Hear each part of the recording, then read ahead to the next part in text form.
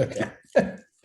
Hello and welcome to the Everwind Chronicles. We were a little thrown off because we're in several ways a completely different technical setup here. But thank you for joining us and welcome. I am Doug, your dungeon master, and we are a group of friends and storytellers telling you a story through D&D. So the party just finished their huge, long-coming confrontation with the necromancer Belladonna Rixa. After 46 episodes, the party had worked their way through a variety of dangers and problems and mysteries, including the rescue of the girl Sylenna, who was apparently wanted by Belladonna and those working with her for unknown reasons. They, together with the pixie Storm, hatched a plot to rescue her brother Cythrus, who knew a way into the Feywild, and they were confident that Sylenna would be adopted by their adoptive mother, being known as the Sapphire Queen. And so the party went about fighting evil, slaying dragons, killing one of the most powerful crime lords in the city of Elduin, slaying the archpriest of the Order of Chaldron, and other various activities that set the whole country upside down. In addition to the chaos it was already in from bandits and goblins appearing in the countryside en masse, as well as strange creatures and the necromantic attacks in various places.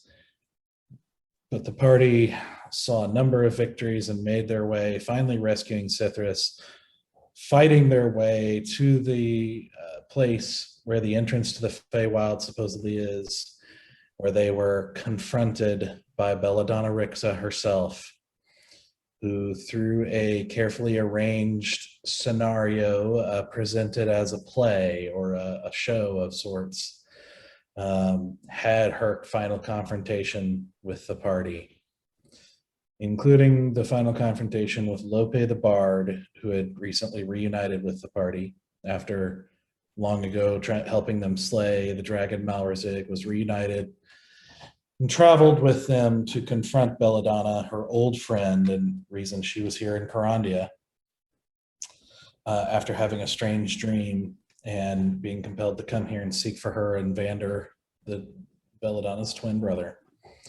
They have their confrontation, but Belladonna doesn't seem responsive to Lope and tries to persuade Lope to join her instead, but Lope refuses. And after their confrontation, after the death of Asura, and then barely successful revivify spell from Stoic, the Easy casts the good old trusty magic missile and fells Belladonna Rixa, and the sound of hundreds of zombies around them falling to the ground fills their ears as Lope rushes over to the body. And so there, as Lope sort of wrestles with and then eventually removes the mask from Belladonna's face, underneath, framed by curly red hair underneath the hood, where the face should be, is just smooth skin.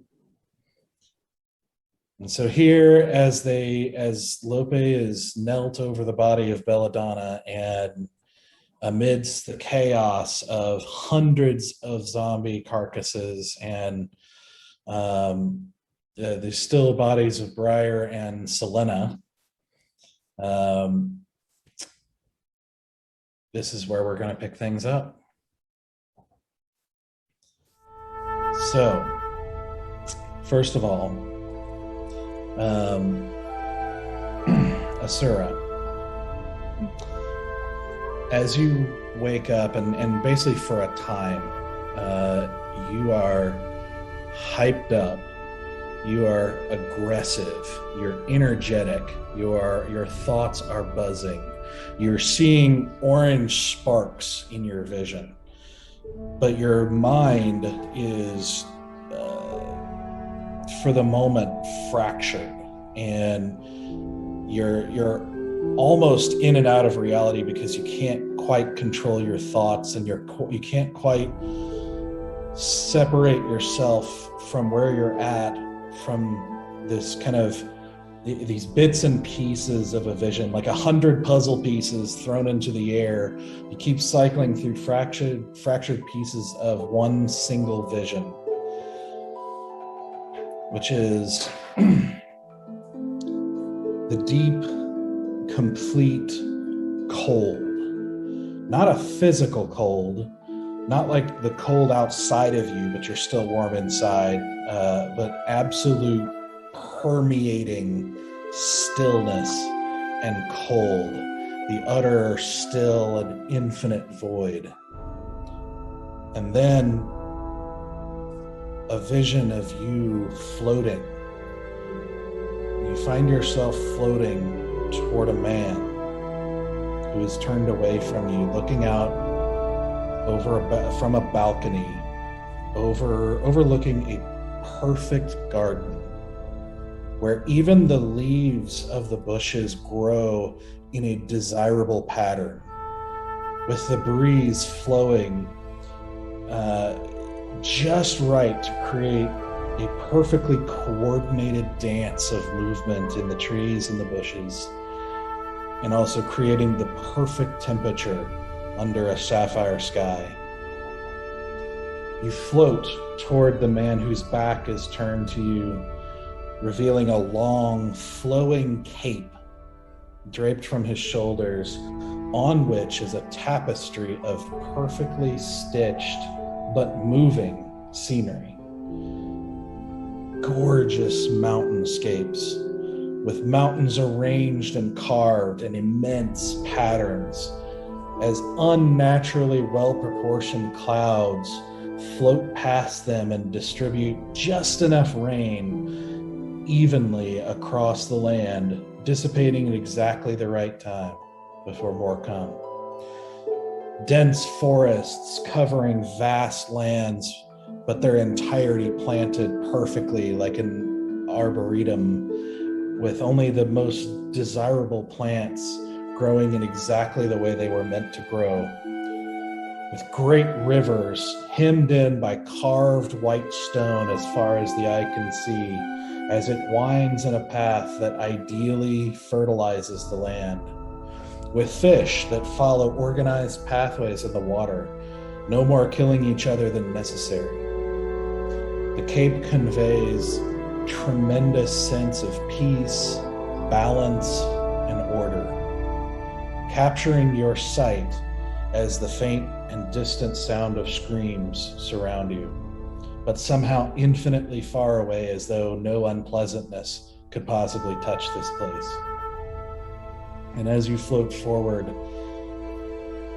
the man whose head is turned down, kind of looking down at the garden, has perfectly straight onyx hair cascading down his back like a waterfall in the landscape of the Cape, as if it were designed that way. He feels your presence, and his head turns slightly, revealing a flawlessly smooth skin and a chiseled jawline that loses no beauty for its hardness. Just noticing, he turns and says, "Daughter?" And at that moment, you feel as though a white-hot hook plunges into your stomach and jerks you back out of the serene scene as it zooms away from you in a blur of color and darkness as you slam back into your body with a crude, messy physical world that seemed an eternity away just a moment ago. Shit. So, you wake up and you are just kind of hyped up, amped up, and kind of in this chaos of thoughts of that scene.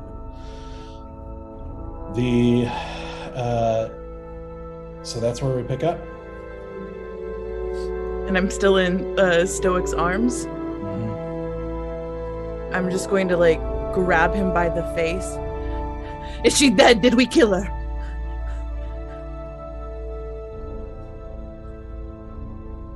Sorry, I think so. I was a little distracted. You okay? I'm. Are you okay? Is everyone okay? What is happening?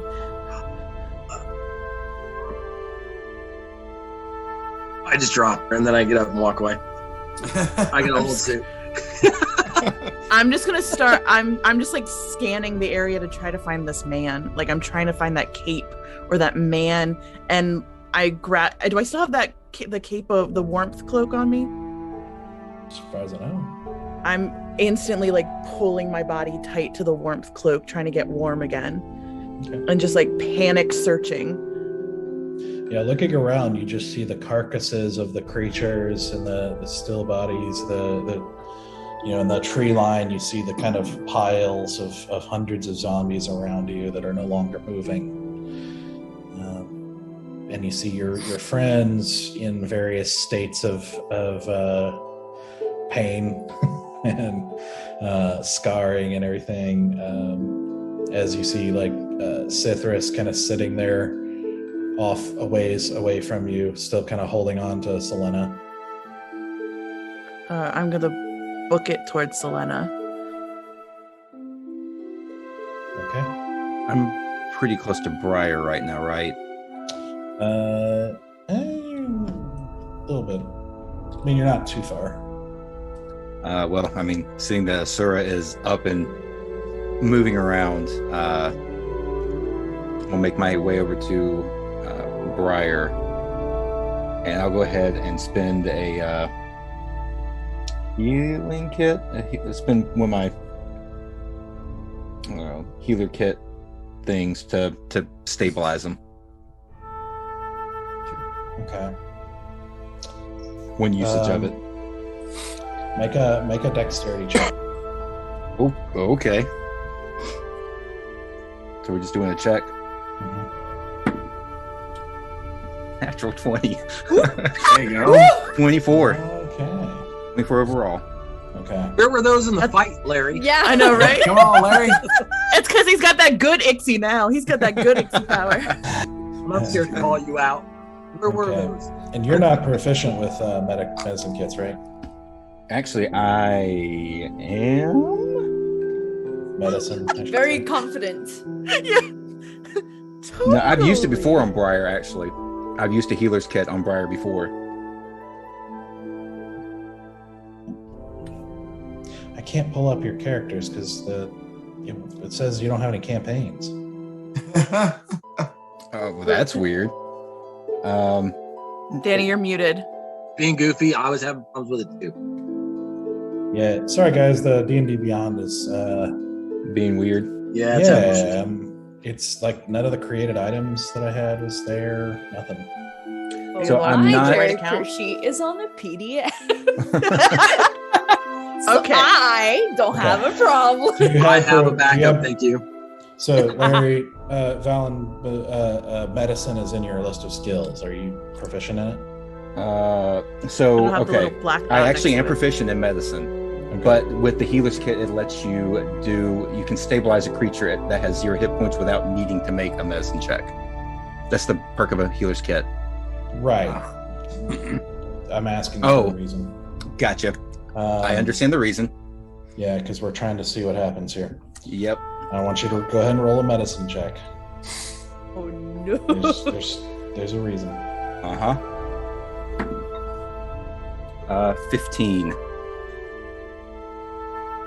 Okay.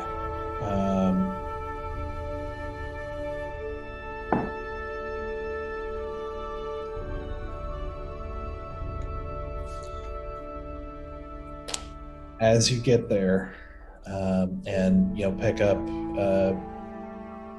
dashing over to pick up Briar's body. You start trying to do your work and trying to stabilize him. Not being familiar with fox bodies, as you are with human bodies, you seem to be having a little bit of trouble with, how to wrap things, how to totally take care of a magical fox. And as you do, you notice that he's not breathing anymore.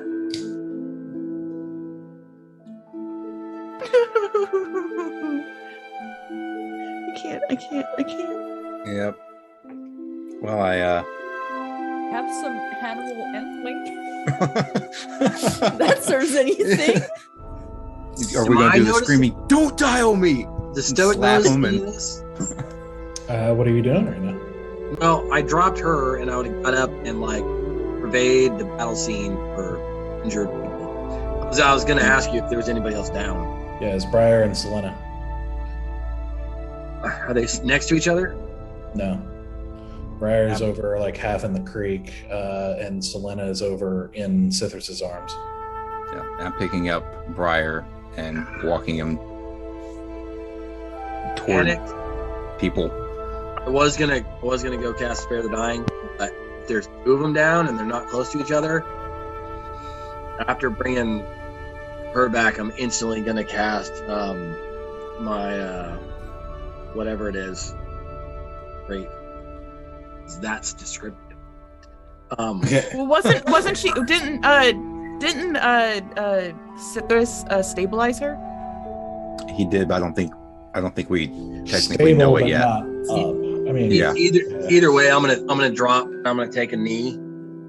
I'm gonna take my mace and flip it over, pommel down, and with my shield, and take one knee like full knight's pose, and I'm gonna channel divinity, and I'm gonna dump. I'm gonna dump 5 into Briar and 5 into Sylenna, and then I'm gonna dump 4 into everybody else.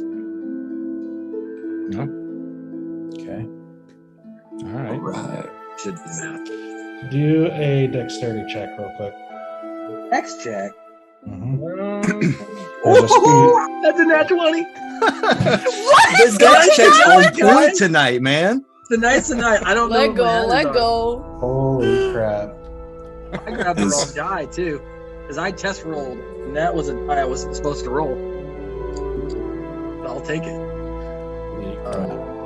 I got 0 adders to Dex, so And that's what you need. Uh-huh. Man. Okay.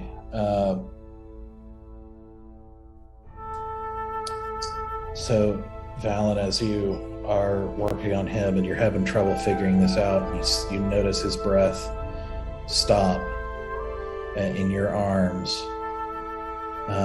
You see Stoic having knelt down. You see him praying, and there's no visual cue, but you feel a twitch as Briar just starts moving and kind of wearily opens an eye. Well, I think you cut it a little close there, Briar. It would seem there's a lot of that going around. Indeed, as I've got blood and bruises and scrapes and scars all over me. It's yeah, it was a tough one. Asura, as you are running up to, you see Sithrus just kind of sitting on his butt with like still kind of holding Sylenna as he drug her, and then just kind of plopped down once they were out of the cloud. And you can see him with kind of blackened veins and skin damage across his body, with bloodshot eyes and blood coming out of his nose in the corner of one of his eyes. And he just said, "All right, new rule, no new sisters, and unless they're hard to kill. And That's the. lighter. And at that moment, you see Sylenna stir as well, as she looks up and like her eyes snap open, still black, as she looks around her fiercely, like trying to see what's going on. As you run up to her. Yeah, I'm just gonna like hold her face and like, you're okay, you're alive, you're okay. Am I alive? And then I suddenly like drop her face and like just like wander off. Cause I'm not tethered to reality yet. Like I'm just like I suddenly just like start like patting my hands, like trying to feel my like skin. And I just like start like smacking like my body parts to try to like make sure that I can sense them again. But I'm trying to be present and like caring for those around me, but I'm like, every new thing is a new thing. Sylenna like pounces to her feet with a wince as she's still, beat up, and she like looks around and is like, did we kill her?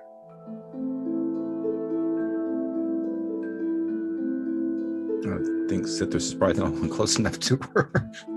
Well, she said, I mean, you guys can hear her. Okay. Well, let's go find out. I see. Let's make sure. Seeing Lopi kneeling over a body, it's making my way over there. I'm gonna find one of the dead corpses of one of those like big giant creatures, and like I take out my dagger and I just start like wailing on it, like Oh my God. just beating the snot out of this dead creature. It's already mushy. I know. I'm not all together at the moment, friends. I'm in too many places mentally at the moment. Sylenna's eyes fall on the still red form of Belladonna and starts stalking over there. I'm already there. I got the fuck out with all my healing spells. And I, try to catch the body. Of course, it had dropped already, and just like prox it on her knees, kind of like she's on her knees, and just like, she took off the mask, and I just want to know, did the magic missile, okay, because you send them through her fucking eye slits and one under her like thing, there's no face, but is there holes and everything? Like, it's just You see gruesome. You see two very tiny, like almost pinprick holes in her like where her eye sockets would be. I don't know why the fact that Under her they're chin. small is worse than if it just like it was. A big gaping hole in her face. I don't know why the fact that it's tiny and it caused that much damage is. That's fair. Anyway, Wizards. Wizards. but yeah, so don't really understand all of that, but it's the kind of traumatic stroking of next to the face and the hair and everything, and lifelong friend, she did. So and I am no longer under heroism, and therefore I will bring back the tears, because it's my God-given right to cry on every battle. and so that's what she does. So if anyone tries to fucking touch her body in this very moment, they're gonna get the slap. they're gonna fucking leave it alone. I don't care if it's a kid. If you guys didn't notice that from before, if Sylenna approaches, she's also gonna get the slap. Sylenna approaches but stops like a few feet away Good. and just sort of like glares at the body. Doesn't say anything at the moment. I want you to roll an investigation check.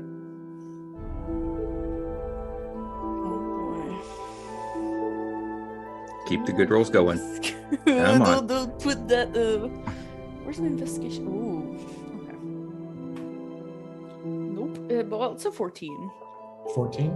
Okay. Yeah. As you're doing this, I mean, the hair is familiar. It is uniquely beautiful hair, and that it's definitely hers. One thing you notice from holding her is her muscles, like all over, are way more toned and hardened from what they were when you knew her. That she's still, aside from now what you see of her face, or what was her face, it is just kind of completely covered in this red leather and her cloak. And as you are, kind of holding her and crying, you see her arm kind of like fall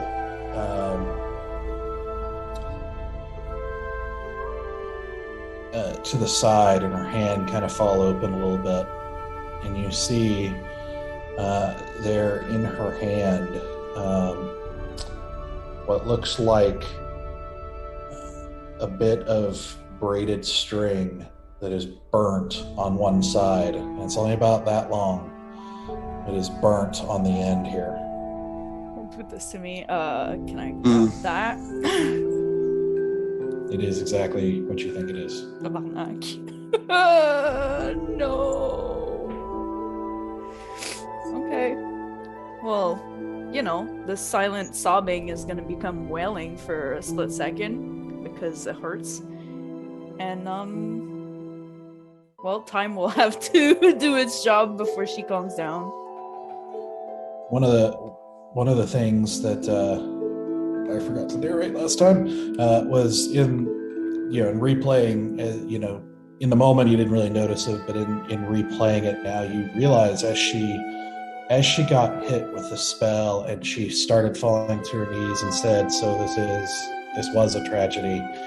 You saw her reaching into her belt and pulling something out as she fell over, and that was the hand. She was apparently getting that out.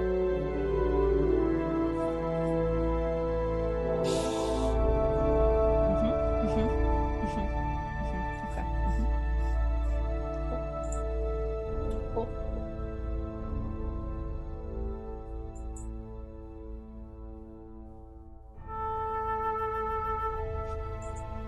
It's horrible, thanks.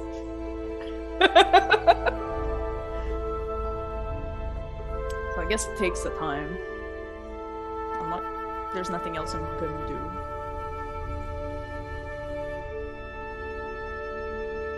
After a while, after beating up that corpse, I'm gonna start searching for that man with the hair and the cape. And I just look like I'm frantically searching for somebody.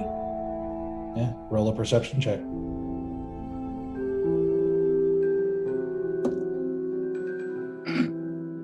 That is 9 plus 7, so 16. Yeah, looking about wildly, it's still seeing those kind of sparks in your vision, those orange, like bits of fire in your vision. You don't see anything but your friends and dead bodies. I'm gonna try to fight one of those orange sparkle things in my eye line. I just cut at it. Because I'm still because I'm basically on adrenaline right now, correct? Well, not just adrenaline. You are on more than adrenaline, remember? Yeah. But I'm saying but this drug is it's kind of it's I've got a boost of adrenaline in my system right now, so I'm just I'm just freaking the fuck out. Am I cogent enough to realize that something is wrong with me right now? Yeah. That I'm not in my right mind? Okay. All right. Then there's also part of then you can also see my hands are starting to shake too. Because I'm freaking out. Yeah, you're not completely out of control. It's just you're just in and out. Okay. Yeah.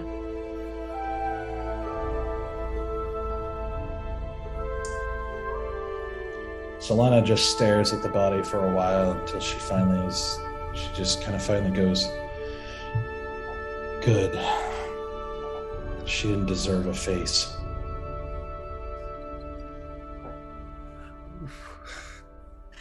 Damn, Sylenna. Woof.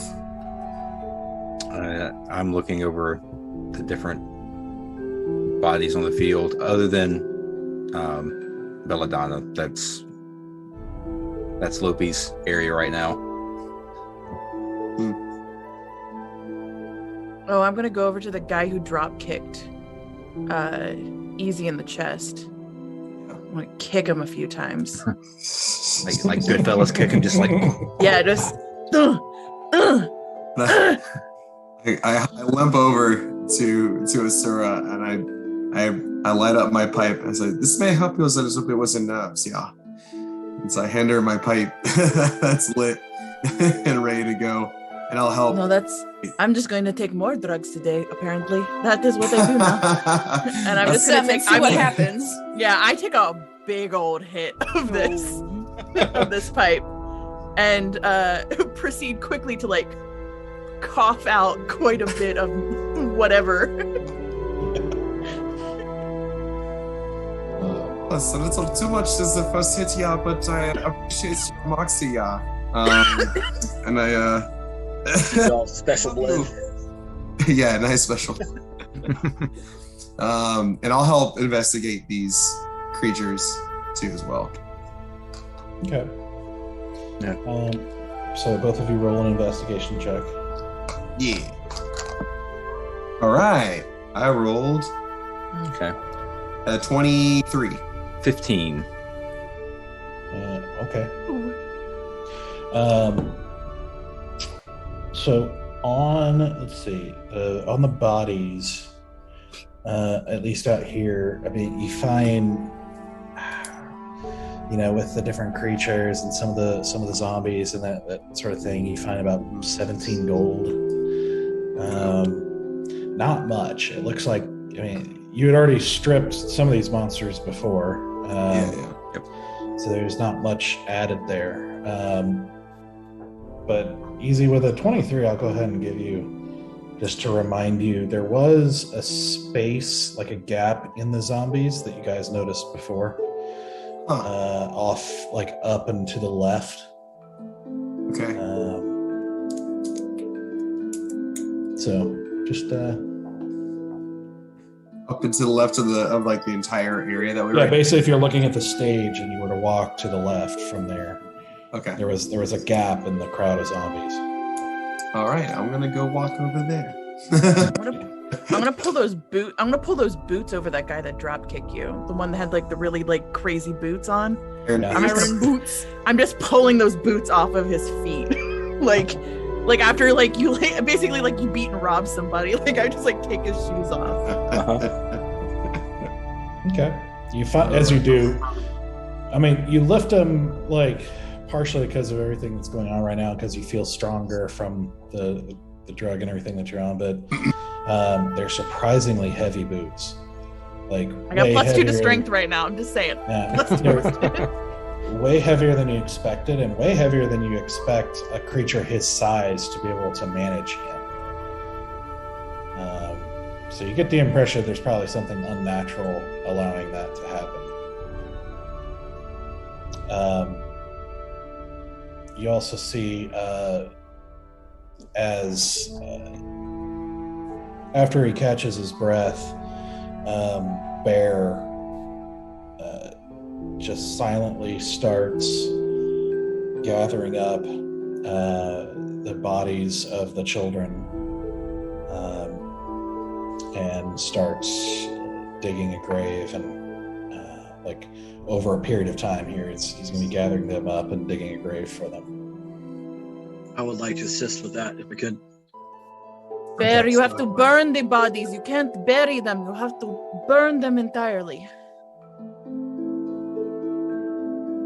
And my eyes just like keep changing colors. Like They can't settle on any one color. Yeah.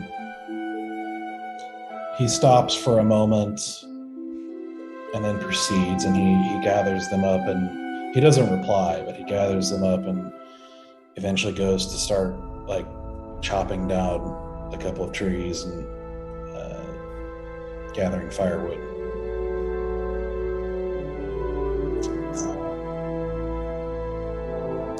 So easy, as you walk over to where that gap that you saw was, as you walk just a little ways farther back into the woods, you see kind of pulled off in between some trees, you see a wagon.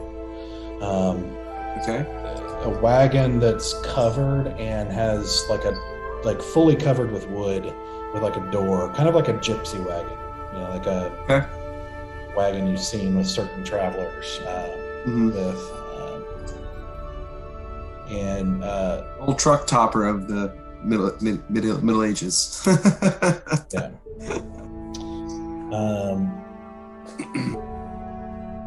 So in that, let's see. So as you go and open the door, let's see. I'll just let you keep your investigation. Okay.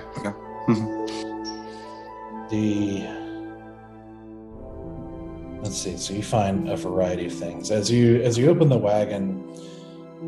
The first thing you see is chaos. You see the kind of traveling room of the first thing that you the first reaction you get is like mentally unstable, like not the organized room of even a messy person, but just stuff everywhere. You see, more than other things, you see broken instruments. Of just stringed instruments, rhythm instruments, just various instruments that seem to have been thrown, stomped, axed, or otherwise intentionally destroyed. Okay. You see no food or water anywhere in this wagon. You see it takes you a while to kind of sift through. There's just a mess of like random things that you're kind of going through. One thing you find is a vial of tainted holy water. Vial of tainted. Yeah, you find like about 30 black candles of various sizes and heights. You eventually find a spell book with kind of a dark greenish color, with some strange symbols on the front, and you can see there's quite a few spells in there. Okay. That'll take some time for you to sift through. Work through. Gotcha. You do find a chest with about 1,800 gold. You find a couple of holy symbols. One for Chaldron and one that you've seen before for Morin. Morin? Okay. Each of them defaced, like covered in blood and at least what you hope is mud, and like damaged in a few different ways. Okay. You find a ring that as you pick up appears to be magical, and it has the symbol of Doria on it. Okay. You find a kind of small translucent black stone. Okay. That also seems to be magical. You find, let's see, in there, lastly, you find a messenger bag, like a leather messenger bag full of crumpled, torn scraps of parchment with writing on them.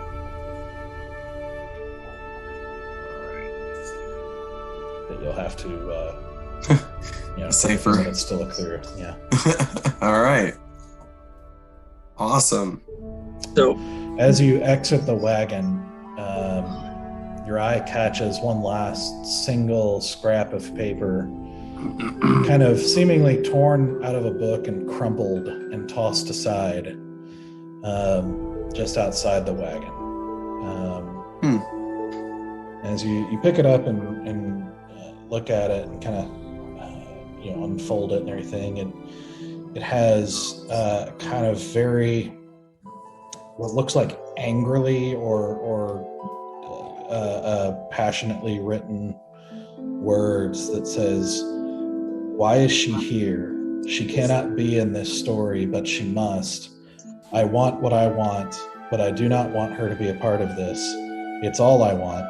There's nothing I want more. No, yes, I will save her. She must go. She could live forever.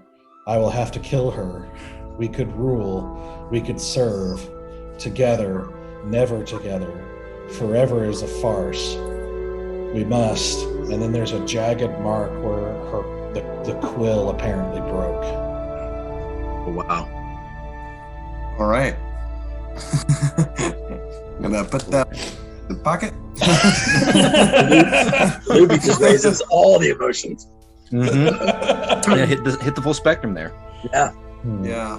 I'm like, cool. Listen, I was a teenage girl. I've written that diary. DM, Stoic would have, after healing everybody, would have, his investigation sucks horrible, would have ritual cast detect magic, Okay. which lasts for 10 minutes just to have, as I'm walking around the field, monsters and items and such. Sure. What's the range on it? 30 feet.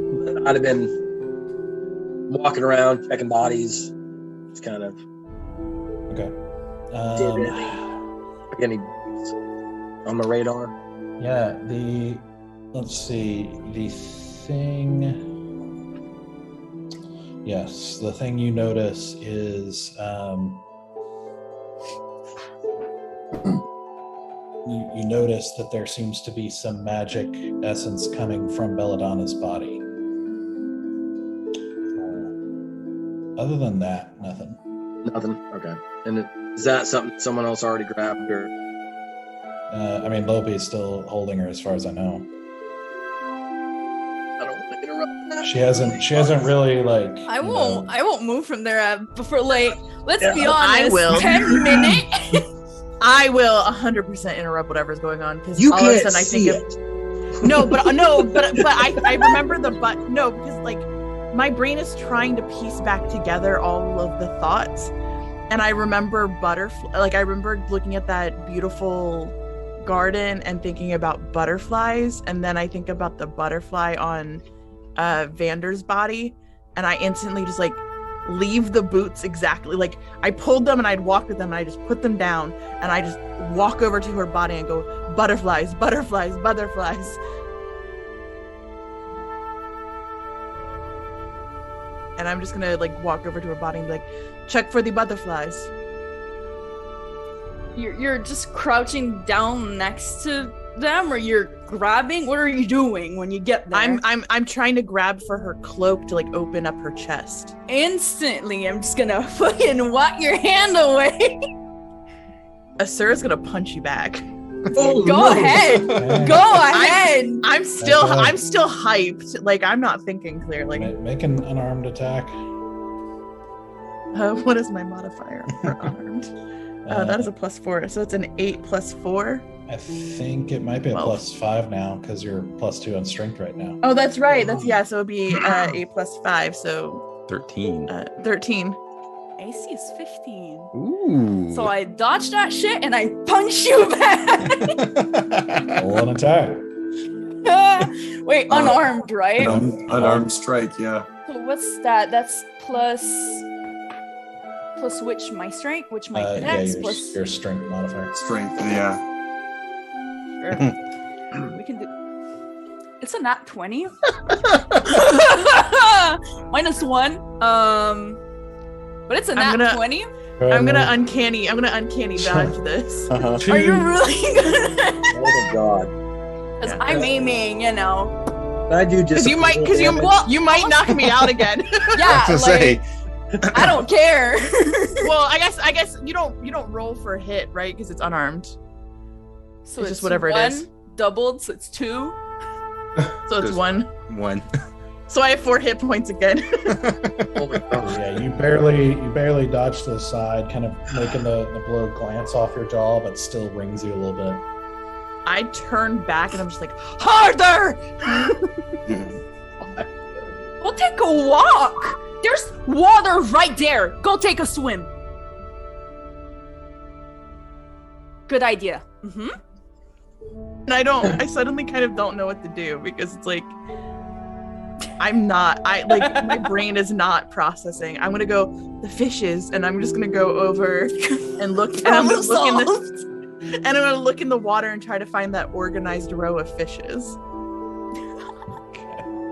I'm just like, I'm And, like, freaking the fuck out. I want you to know it wasn't a slap. When you tried to hit me, it was like full on Yeah, punch. no, It's just like, what the hell?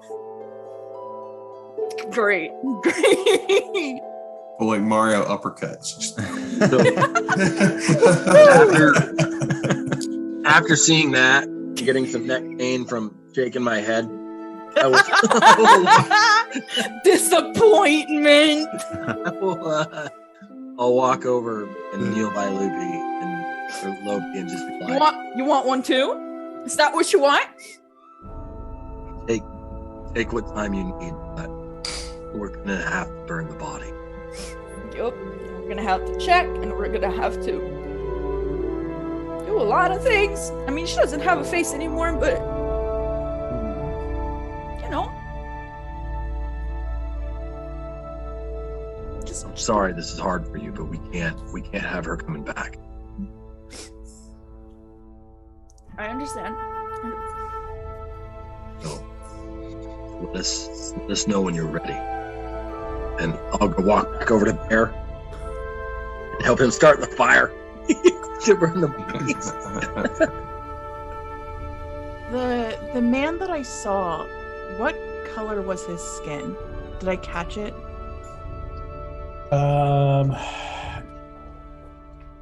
It was probably a little fast. It was light. It wasn't dark. But I would say in this state, there are little details here and there you're going to have trouble remembering. But it wasn't like distinctly I will purple. say this.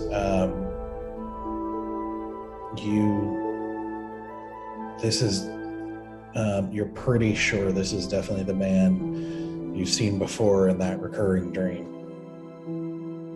Oh shit. The same garden.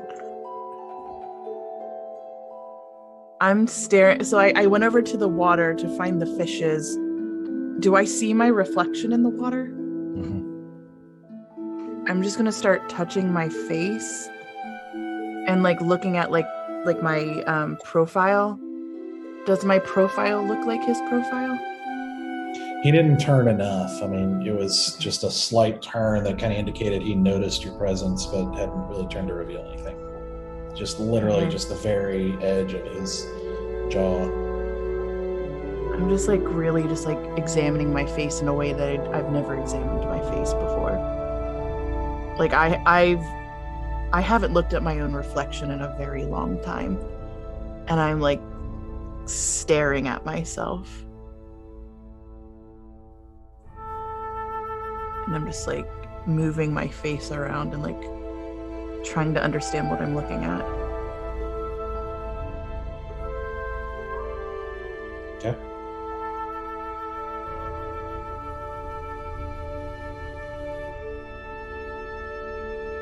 I'm walking over to Cithrus. You did well. You did well.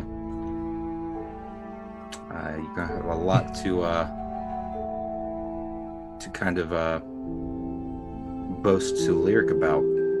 It's very heroic what you did.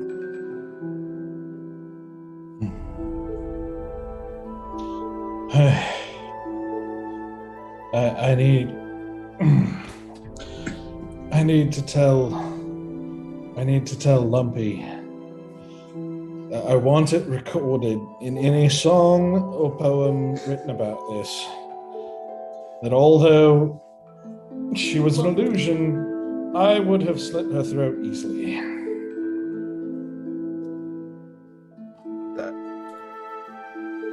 Okay. You can bring that up to her. See how that goes. So which way is the entrance to the Feywild? Is it pointing towards the waterfall? Is it behind the waterfall? Just nods. Okay. I think we're going to probably take a spell, rest up a little bit, but I imagine we're going to be heading through there pretty soon. I don't know if there's any preparations that need to be made, any rituals or anything that needs to be done. Just letting you know, be prepared. We're going to be going through really soon.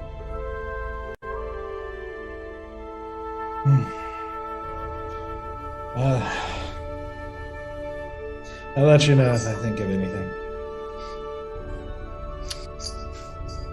And with that, he'd just basically falls backwards into the grass.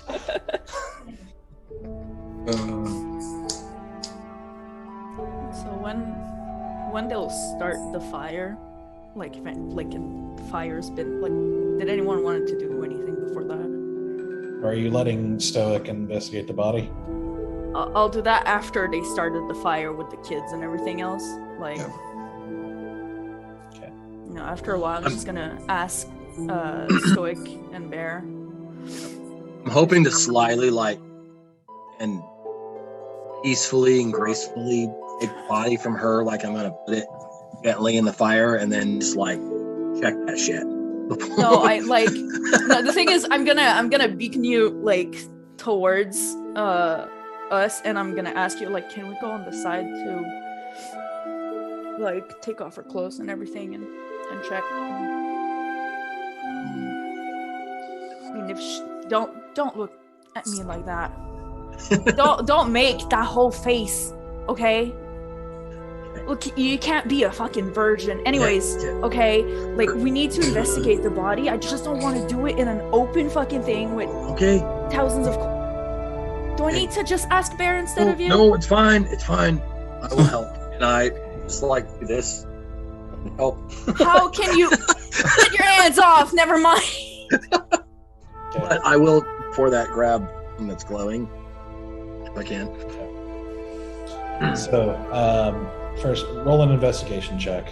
I'll let both of you do it. Yeah. It's a 15. I don't think I have any adders. 18. It's my first investigation that is not total ass. Okay. I do not. That's a 15 just straight. All right.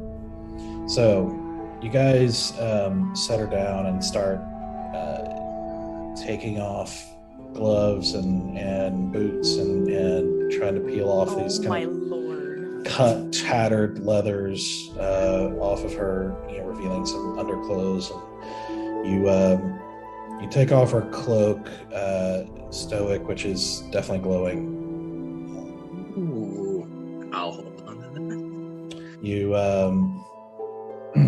also, Stoic, notice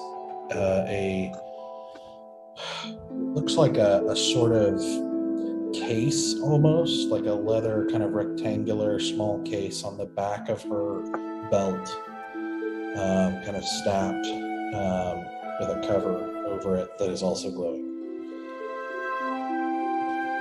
I'm curiously open it. Okay. As we're not to investigation, but as we're kind of moving stuff, open it. Yeah. Open it. As you're doing that, Lopi, as he's kind of taking the cloak and taking the thing, as you're kind of peeling off these leathers, you notice what you felt is a very lean, muscular figure underneath, far more muscular than what you knew her as a just sort of actress who just kind of. She definitely didn't put any she was skinny, she was pretty, but she didn't really value fitness a whole lot. This is, lithe and strong, and covered in scars. As you see various, especially on her back, large, big cut scars all the way across her back. And you see various kinds of scars all across everywhere else. You don't see anything on her chest, but as you are investigating, and as her kind of head kind of lolls to the side at one point, you see something and move her hair to reveal on the back of her neck is a blackened butterfly symbol. Very similar to the large one you saw on Vander's chest.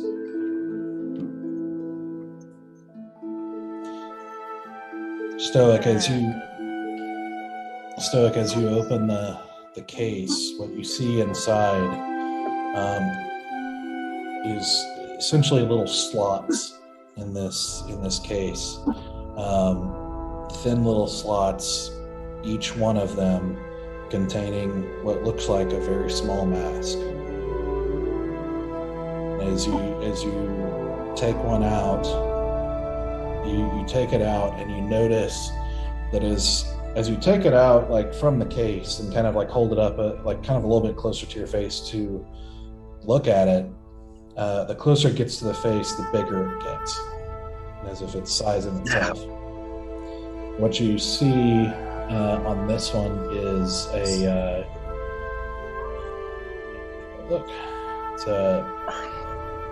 you see what looks like kind of a little bit like tanner skin, with a dark beard seemingly on it, but or at least a darkened color, like there's a beard, but it looks more skin colored and not that kind of blank white masks that you've been seeing her switching between. Caught up in the moment, I'm just gonna push it to my face. What happens? Bro, if you lose your face, that's on you. If I pick this thing up, I'm looking at it, and it starts to enlarge as it's coming closer to my face. You are learn nothing, Mikey from huh? the cereal Don't think I commercials. You learned Give it nothing. to Stoic. He'll try anything. Yeah, I don't think I would stop, guys. I really don't. Okay. Impulse control. Listen, he has great impulse control when it comes to Asura, but That's true. but for everything else, Uh-huh. Is there any way I would have seen that before it happens, before anything happens? I mean, you would have seen him starting to put it up to his face, yeah. Can I just be like, what the fuck? Before trying to verbally tell him to stop? I don't have commands, but Yeah, do you still put it on? Yeah, I gotta play it true, man. I would look at it, and if it grew as it was coming closer to me, I would just keep going. Okay. Lopi, as you say that, you watch as he puts the mask on, and with a shimmer, you see his form suddenly replaced with a much shorter, it's basically his form shimmers and shrinks to a shorter, wider form of a dwarf with bald head and long, scraggly beard, with some basic armor, like chainmail armor on. And Stoic, the only thing you notice right away is that your vision goes down a couple The ground of is closer.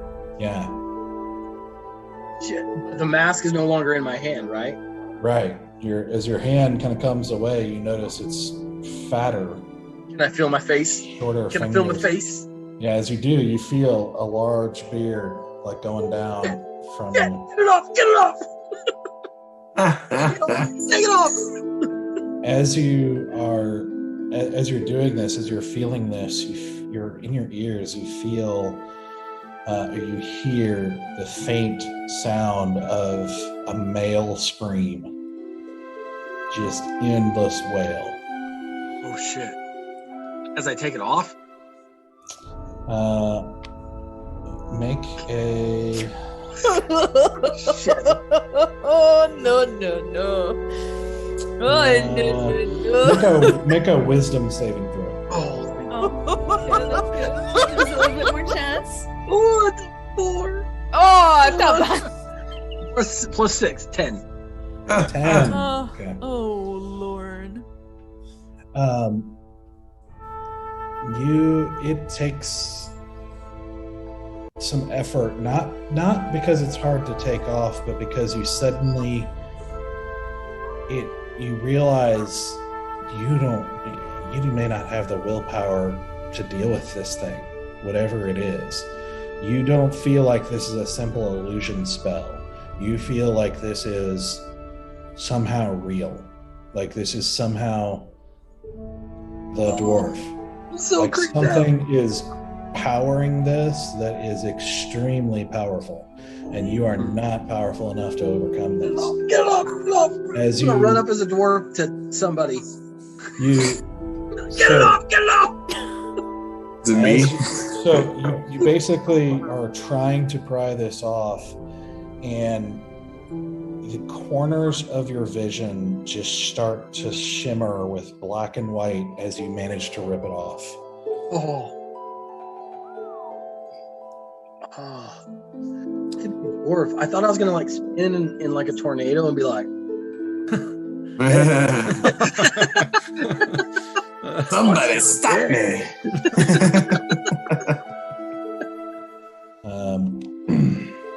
Stoic, as you take off the mask and you rip it off,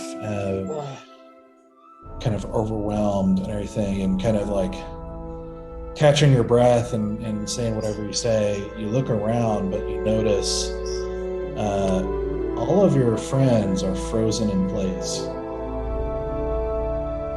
And you see one of the zombies sort of like get up and sort of clumsily walk over toward you, and you hear a voice that's definitely not a zombie's voice and say, "Well, hello.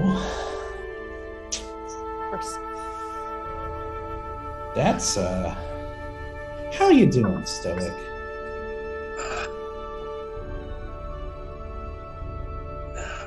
we've met before. Well, yeah. I mean, I am your owner.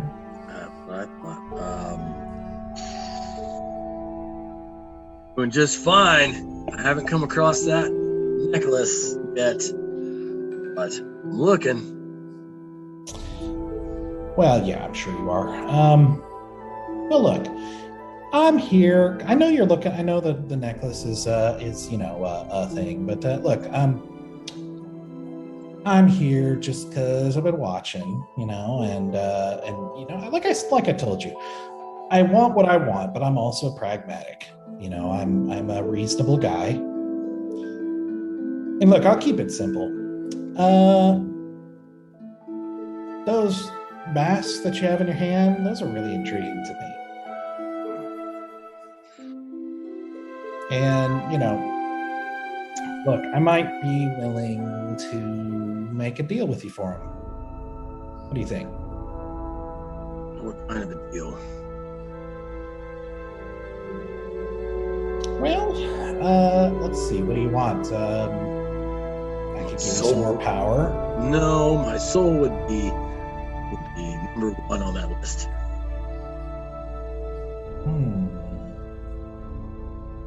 He kind of like, he starts to walk around you with this kind of like shuffling gait. He's just like, ugh.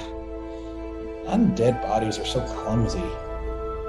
Really, you all mortals' living bodies are clumsy. I don't know how you work with what you do. Whatever. Look, souls are pretty valuable. That's what most of us really want. You're asking for the high dollar item. Stoic, roll a persuasion check. Oh, I don't have that. 16 plus. Is that charisma? Yeah. Oh, plus perception. That's a +0. So just a 16. What, a 16? 16. Okay. He kind of shambles to a stop in front of you, like looking out with like only one eye. The other one is just poked out or gone or whatever. As he's looking with his kind of drooping jaw and everything, and he just kind of regards you for a long moment. And then look, his eyes kind of fall down to the case in your hands, and he's.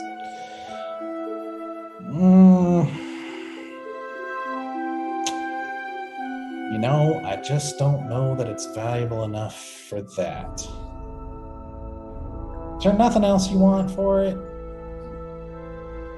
You're not here to give me my soul back. Stop wasting my time. Oh, feisty. Because other than that, you and I have nothing to talk about. But these masks, you know, maybe I can find something better to do with them than give them to you, since they don't seem to be worth much for you. Well, it's not really that. It's just that that souls are what we're all after in where I come from, and we all have a quota to maintain. And, some souls are more fun than others. So if, I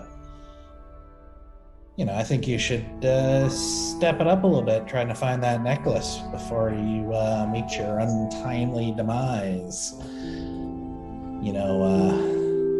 If you want to know why, maybe try looking up where the orcs come from.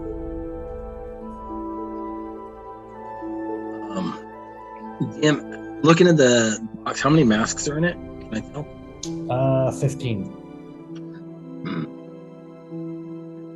I'm gonna pull one out and not put it on, but just kind of look at it and just be like, do I sense anything from it, celestial or anything? Like, do I feel like there's life present in it?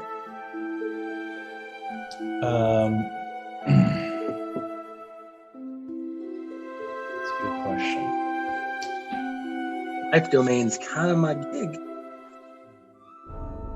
Let me look up something real quick.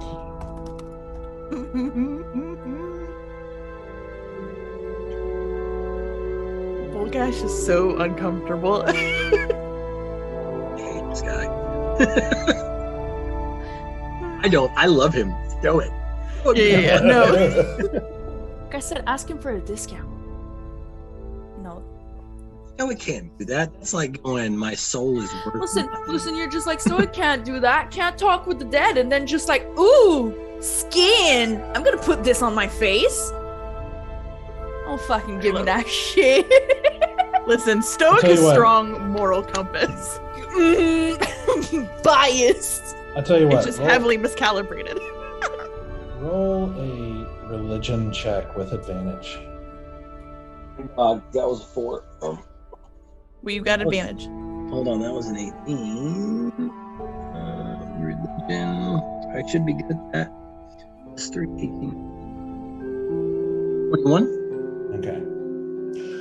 With the detect magic combined with what you experience when you put it on, so the magic or whatever is really, there's something very strange and very, very disturbing about the mask that is not anything you've ever, or at least not, it is not natural magic that you can figure out. So it's not any of the schools that you would normally detect with detect magic.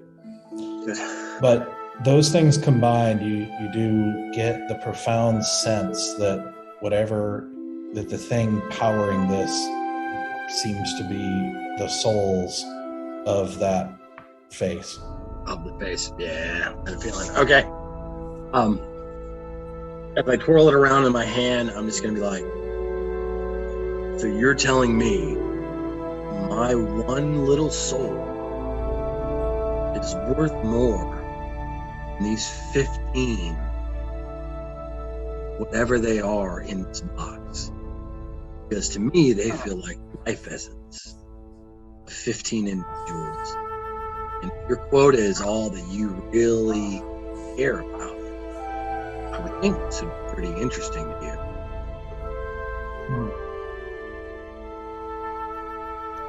Yeah, see, the problem is, I only count 10. And you look down, and sure enough, as you look closer, you see that on the opposite end of the row from the one you picked up originally, there are about 5 that are seemingly just white, like seemingly just blank. He says, yeah, see, the thing is, like, some souls are worth more, maybe not for quota reasons, but for fun and really personal reasons to certain of us and in the realm. I mean, a priest of the Order of Chaldron? Come on. Those are a lot of fun. And Technically, I'm not a priest. Well, you're priest enough. Priest enough that I could sell you. Yeah. And, a priest of Chaldron who's also an orc? If only you knew how much fun that would be.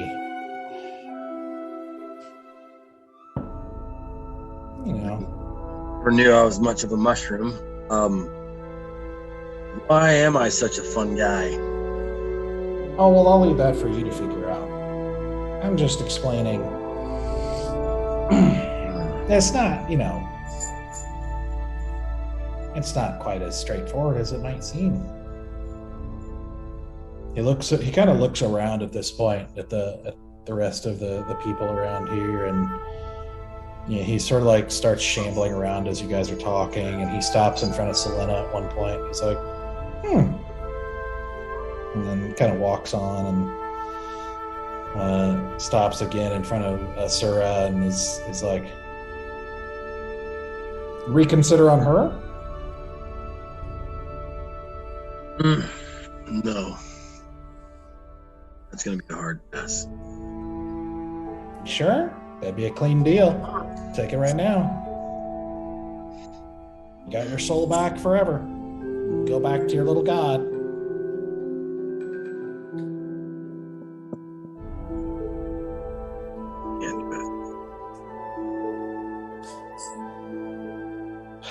Y'all are so impractical.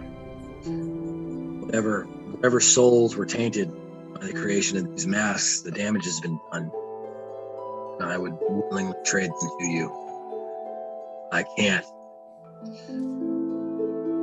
create the future of someone else.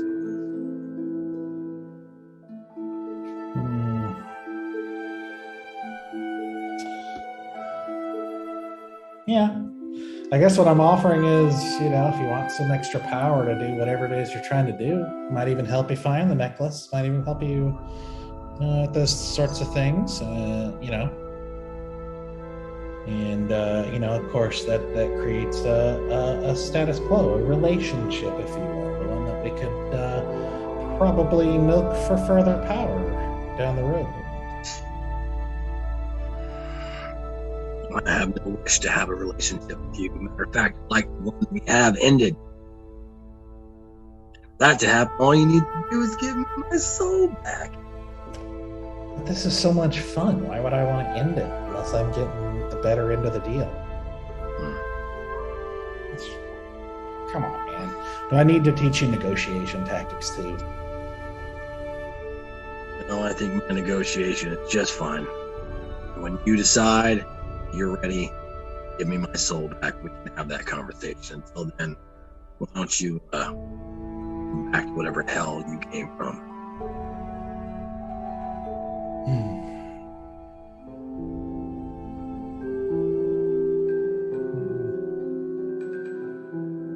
All right. Well, never gets. You guys never do anything but disappoint. Well, I will keep an eye on you and think about things. And you, my friend, he kind of like takes a hand, slaps it on your shoulder, and you kind of hear a like kind of noise, like his like part of the hand like kind of like splats a little bit on your shoulder, and like goo and blood and everything. And he just goes, "You think long and hard about things, and if you change your mind, I'll be within a prayer away." And like I said, why don't you go look up where orcs come from, and maybe you'll start to understand. Toodles. And he does that, and the zombie just falls into a heap before you as time suddenly shifts as you guys continue. And Lope, you're seeing him just now as he rips the mask off and is kind of standing there like looking calmer than he was a second ago. Is his back to me, or is his face towards me? Neither. It's kind of to the side. Well, I want to know because he said he was starting running away. So if he takes off the mask, I'm gonna be like, "Stoic." No, he's not facing the same way he was a second ago. Yeah, I'm gonna be like, "Do you still have a face?" I'm not responsible for that. I just want to let you know. I've already got the mask off and had time to put it back while talking to the devil, right? Sure, yeah. So then I'm just gonna like take my chainmail and pull it up and turn back towards Loopy and be like, "Blah!" Too soon? Too soon. You know what? Can you call Bear here instead, please? Also, didn't you want to talk with the... Do you want to talk to her? I don't know how that would work. I did think about it. Unfortunately, it would have to be tomorrow, and I kind of don't want to take the chance of her coming back. So I don't think we're gonna get a chance to ask her a question. But don't you guys want to... I want to know where that power came from and what happened to her. And that might be a little gruesome from my but like, Bear has a fork weapon, whatever. You can plant it at betrothed, and if she wakes up, she can't move. We can tie her. Like, there's multiple ways to restrain someone. And it pains me to say that, to try to be the one logical here with the corpse of my friend right here. But she has the same symbol in the back of her neck as her brother did. And she still had the bracelet from the troop. And if there's a slight chance that she was still a little bit in there. I mean, it's too late to bring her back. She was too far gone, I think. Because I don't really understand. But if we can get answers...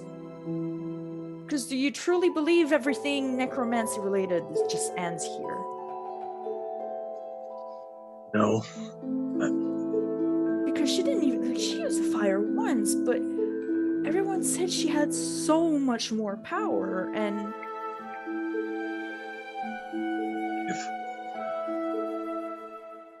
everyone here is okay with it, we can try again tomorrow. That means delaying taking Sylenna through that. Because we don't know what we're going to run into.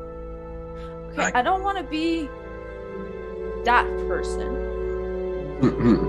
But, I got, like, about 8 points. In a plate where I would have, like, 33, spoons.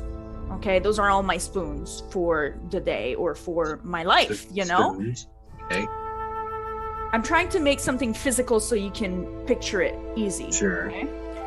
And if someone took a lot of my spoons, okay, throughout the day, and they teased me, they gave some back to me, and then they took it back, you know, and then you're like down to 2 spoons, and you're just like, I have a full pint of ice cream back at home. And 2 spoons not gonna cut it, you know? But like they give you back some, and now I'm sitting with my 12 spoons on 33. And I think other people, like they could share their cutlery with me, you know, but they don't have enough to share. You know, like about 4 on 33. Or you know, it takes time to come back. And I think everyone needs about an 8-hour nap. Spoons, ice cream, and udder. I don't know if I follow. Oh, that would be a little bit too hard, huh? Okay, if I punch you in the face, okay? Now I understand. Okay, if I punch you in the face, how many times do you think I need to punch you in the face for you to die? A lot. Yeah, like how many hits? I don't know. A lot? Do you want to test that theory? No. Okay, because it would Sure, take help me about 12 hit in my face right now for me to be gone. And I'm not jumping in the Feywild with And with you that just amount tell me of... you're tired. You know what, Stoic? Come down here. Come down here. This would have made it a whole lot easier. Come down Stoic, here. I'm exhausted. Take a knee, Stoic. I don't feel that it's safe to be within arm's reach of you currently. You sure? Yeah. Mhm. Do you have anything else to say? Very nice scarf you have. It's half a scarf. But Who that's did not that? your fault. That's not Not your fault. That's Stoic. Bear's. Not stoic. Not this Say time. that guy. All right. Meanwhile, Bear, my she friend. wants to talk to you. Yeah, please. You know what? Yep. Easier to deal with. As soon as Bear shows up, I get. God damn it. That was rough. That was rough. Oh man, I loved watching everybody else when you guys finally caught on to what she was trying to explain, because I got it pretty quick and I was like, oh, okay. But it was not the joke when you were talking about spoons and ice cream and then said butter. I almost died. I'm like, that was the greatest joke ever, and it was unintentional, which makes it so much funnier. It's an ice cream joke. Oh boy. Mm. All right, so I have a naked friend. Friend. We have ex-friend. not put in the fire yet. Nope, because I would be wise. I'm just saying. Guys, come here. We need everybody. Sora. Am I still hyped up right now, or am I coming down off of this dirt? No, you're still. No. Okay. Jeez. Whew. I would like to walk up to Sora and take her hand. Oh, that was painful. Why do you wanna, grimace so much? I just want to stroke the top of her hand, try and calm her down a little bit, and let her know that everything's going to be okay. As I lead her back to the group. I happily follow. Of course you do. We have a decision to make, and it needs to be made by everybody. Sylenna and Zethris and all them come over as well, or are they just over? Sithers is still laying in the grass over across the way. I just yell, Zethris, get your ass over here now! And then I look back to Stoic and just you can continue petting. You see him laying down, and he just puts an arm up in the air, and he's like, "Hey, be right there." So, I don't know about you guys, but that was a pretty close battle. even with all of these dead bodies all around us, at least we know they're dead. So maybe we need to make camp before moving into the Feywild. I don't know how I feel about it. Ruby made a point. Maybe she should have some closure with Belladonna before we burn the body.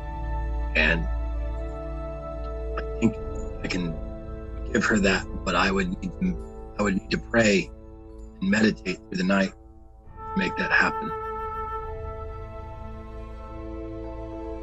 But I don't want to delay Sylenna's journey either, so kind of up to the group.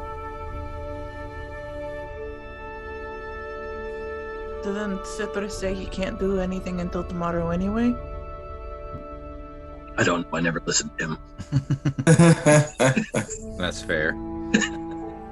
Yep. I don't think he's going to be able to open any sort of portal tonight.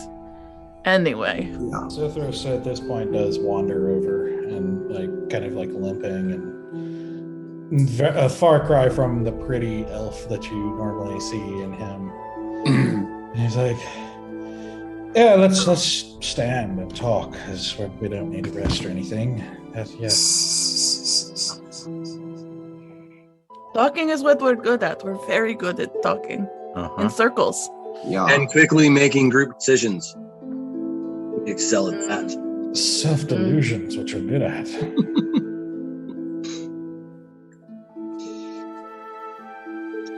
I say we rest, yeah. And figure this out tomorrow. Yeah, I agree.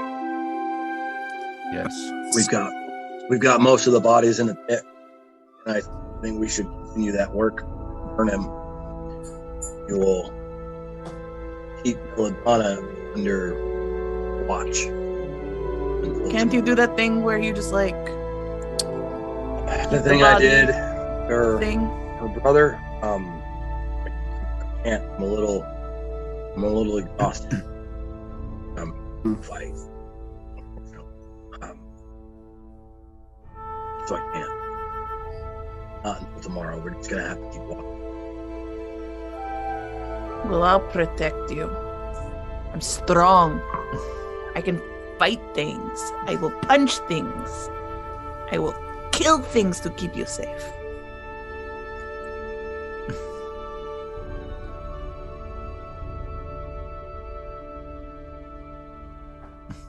I'm just gonna take her water skin flask from her hip and smell it. See what kind of tea she's been drinking. It's water. Okay, just making sure. Yep. And I guess we go and just start burning all the zombie bodies. Is that what we're doing? Yeah, if everyone. Aren't those hundreds and hundreds of zombies? I think we're pretty. Yeah. What time is it, DM? Yeah. To burn all the bodies, including the dragon, the 2 trolls, the shambling mound. Well, the shambling mound exploded. Man, it would take you Days. Yeah, Wizard, do it you would not take a have long wall time. of fire? Just line them up. that would be Line them up. Just Fireball. It's fire. There's it 2. would be an extended, lengthy endeavor to take care of them all. Gotcha. Barrow at this point has already collected the kids and kind of gently laid them over some wood, like a small pyre that he built. Mm-hmm. Well, then we'll burn those, I guess, and just deal with the rest later. I would like to contact Octo in the morning. Maybe he can assist.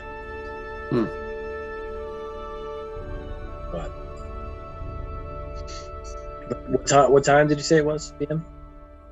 let's see. By this point, it's getting into like the sun is well set.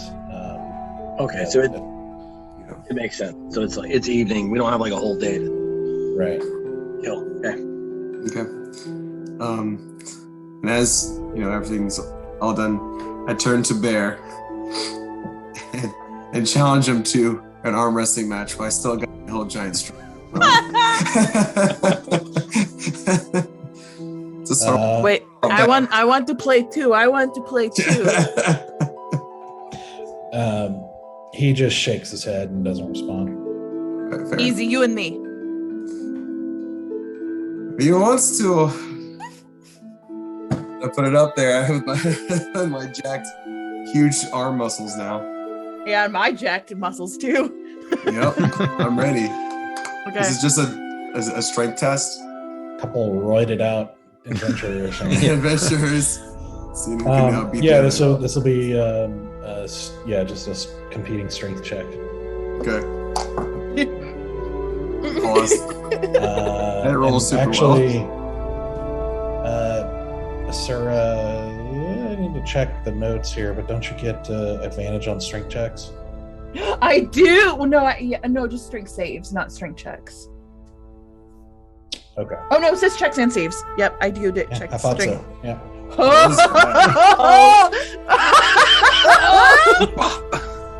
And that's gonna be a +2. So scared.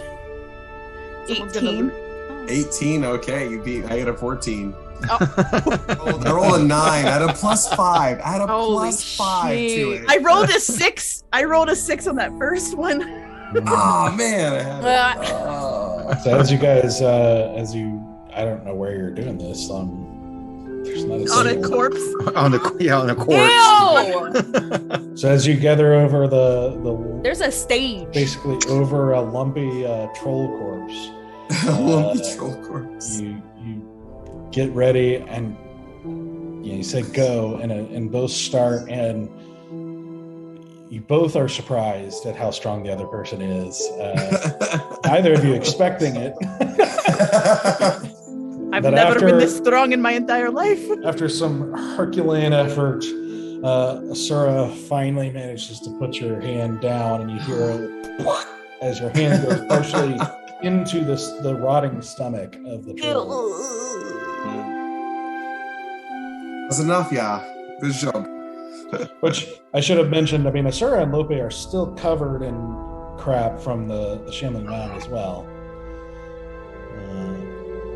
Just as another note. Yep. I don't care what they say. Over the Top is a good movie. So you guys are waiting. You're gonna let her body be for now. Oh, I'm and gonna. wait until the morning. Yeah, we're not gonna burn it. We're gonna restrain it. Can we put some I'm gonna put undergarment back on her body before. Yeah, I don't want naked bodies And just hanging out. just think, because before I forget to say, I'm also collect a strand of hair, and I'm gonna tie it up next to her brother's. Okay. Yeah, are we doing stuff How are for the you? night? How are you restraining her? Ropes, Yeah. whatever we got nearby. I mean, I definitely have rope. It's a bit morbid, but an undead. Maybe we can just I don't want to say that. It's No. gross. We don't need to defile. No. Anyways, I don't know how we're gonna talk to the person because they don't have a face. So honestly, I don't know if it's gonna work or not. Maybe we can put one of those masks on because she was able to talk, That's a good point. I don't know. As long as Defiled look at her, she's a goddamn bodybuilder. She was an actress.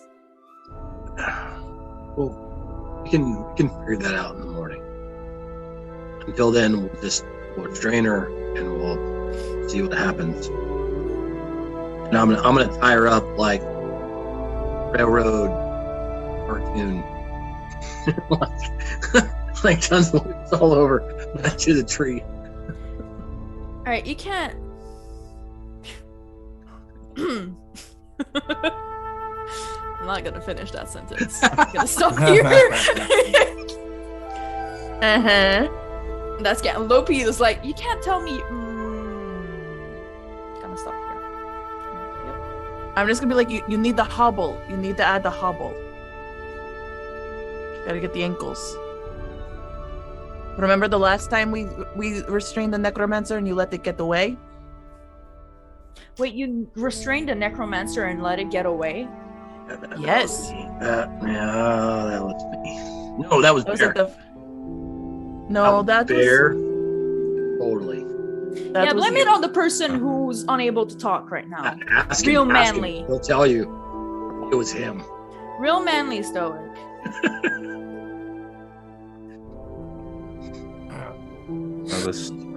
Let's just tie her up and Yeah. get some rest. And Okay, so you said you're tying her to a tree. Yeah, but I want to do it like the old cartoon style to the Wait, railroad where- tracks where there's just like tons and tons of loops. But wait, where are we gonna sleep? Aren't we gonna sleep in that cave?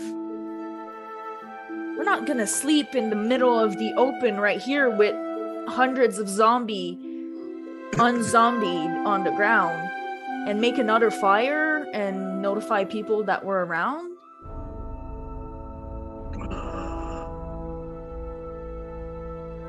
Yeah, I mean they're already dead. But you're scared that she's gonna get up and run. Well, yeah, because if she comes back, she can bring them back. If she did, And you're sure she's the only necromancer around. that's a good point. Yeah, I well, know, it's a good point. I'm mourning here and I'm still thinking. Where do you suggest? Okay, I'm gonna take both your hands, okay, and I'm gonna make eye contact with you. So, like, at the beginning of my sentence, I said, you know, there's a cave up there. I thought if we walked through the cave that we ended up in the other place. I don't let go of your hand, and I squeeze a little bit tighter. We need Citrus to go back on the other side of that portal, wherever we need to go, right? And he did mention he was tired. Okay. Well then, I guess we'll set up in the cave. Wonderful idea, Stoic! I'm glad I thought of it. I am so proud! So proud! Oh man.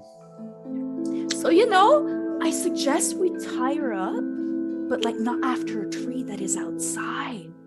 Okay. That's the only insight I'll give you, you know, on that brilliant idea of yours of where we can set up camp for the night. We can hog tie her. that's a good idea, actually. Let's do that. Let's see I what let go of your hand, and I'm just like, I don't know. let's go see what that looks like. Assess the situation.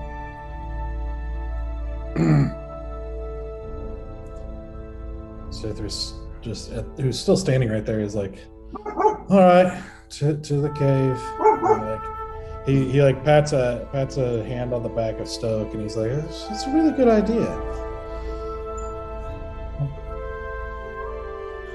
I like. I'm glad I thought. I like just go like sprinting up towards this cave. Like I hope you trip at this point. You should you Me need too. the forced nap. Me You need, too. you need the my stable body- 0 HP nap. My body is like all over the place. Mm-hmm. As you guys, as Sora takes off ahead, you guys are walking up, and he's like, for the record, I don't need to like cast a spell or anything to cross over. I hope you didn't say that within earshot from Stoic. It was so hard He's to get that right information next to Stoic. across.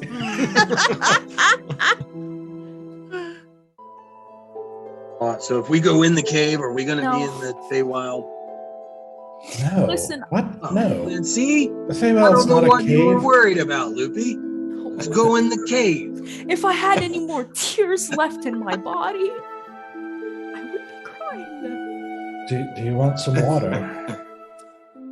Citrus, I was this close from complimenting you. This close. And you ruined it. By trying to be nice. Yep. Noted. You don't like me when I'm nice to you. I'm not gonna add anything to this. Let's go.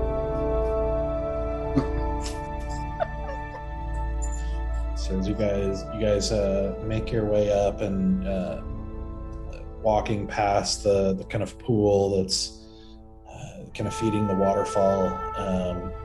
As you walk by, you basically realize this is probably a spring of some sort. There doesn't seem to be a source. There does seem to be water going into the cave, but it seems to be coming from the water itself, not coming from the cave feeding into the pool, if that makes sense. So you guys kind of walk in and you find that the water is covering just like a couple of inches into the cave. As you kind of get your boots a little bit wet as you walk in, you splash into the cave.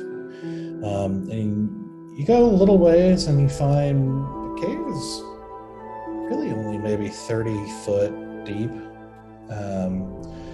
It widens out just a little bit, and you see a little bit of an area of just dirt that with some evidence of a couple of bones and stuff that maybe a bear once was in, or who knows. But the cave is surprisingly not deep, and sort of dead ends after about 30 feet. After I run up and look around the room, I go, "Oh shit, the boots!" And I go running back down and sprinting back down to where I left the boots in that grass when I had gotten distracted earlier. The iron boots? Yeah. Okay. And I just go and pick them up and I bring them back up. Okay. So you lug them back up. Still pretty heavy. They're still, And I'm still feeling the effects of this thing. Mhm. Shit. Those are effective drugs, my girl. Uh-huh. Yeah. Yeah. Oh no. So, yep, dead in cave. Setting up for the night. Hmm? I said, are we setting up for the night? Mm-hmm. Yes, I believe setting up camp for the night. All right. That's the case. I'd like to go over to Valen and hand him the case of masks. And need to hold on to these.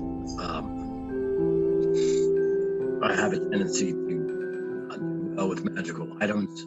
I was going to give them to Zora, but she's kind of freaking me out tonight. I thought they may be safer with you. I will admit I tried one on, and it became that person.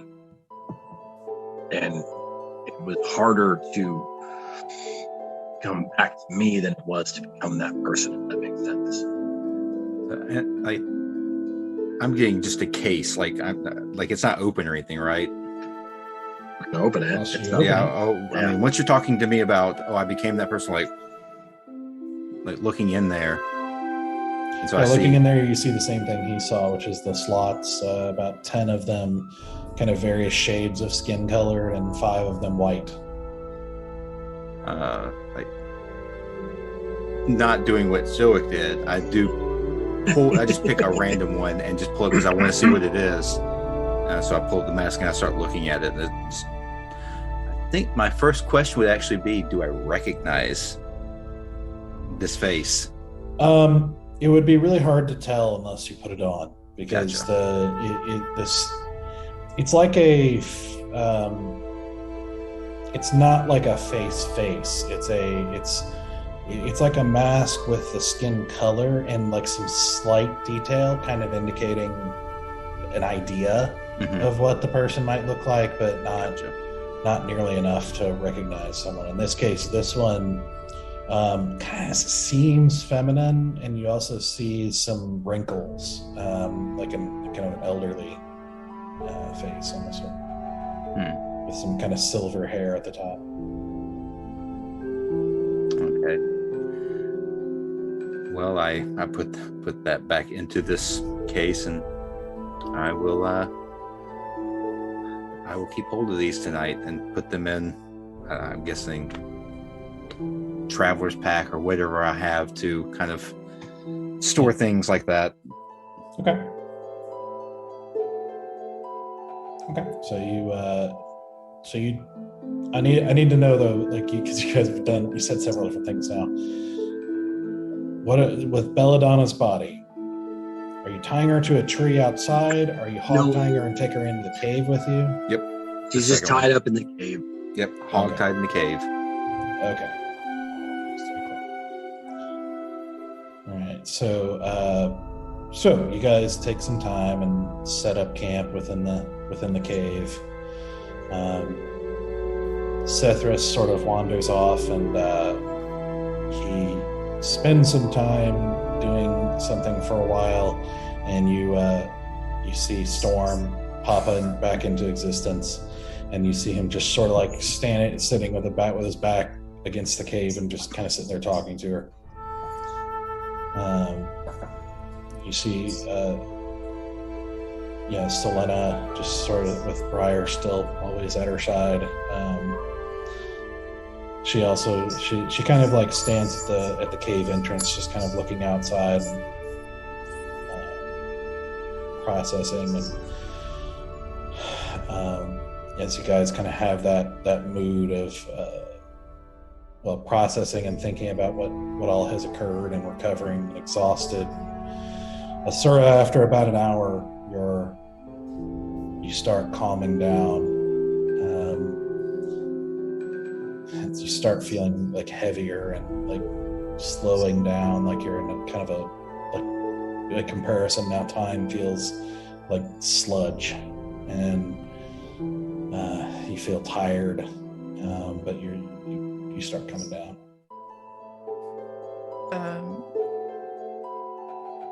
At some point, I'm just going to sit and like just start like rubbing my hands a little bit, and like it's not like tears start to come, but they're not like woe is me, I'm crying sad tears. It's like tears of like frustration, like when you're so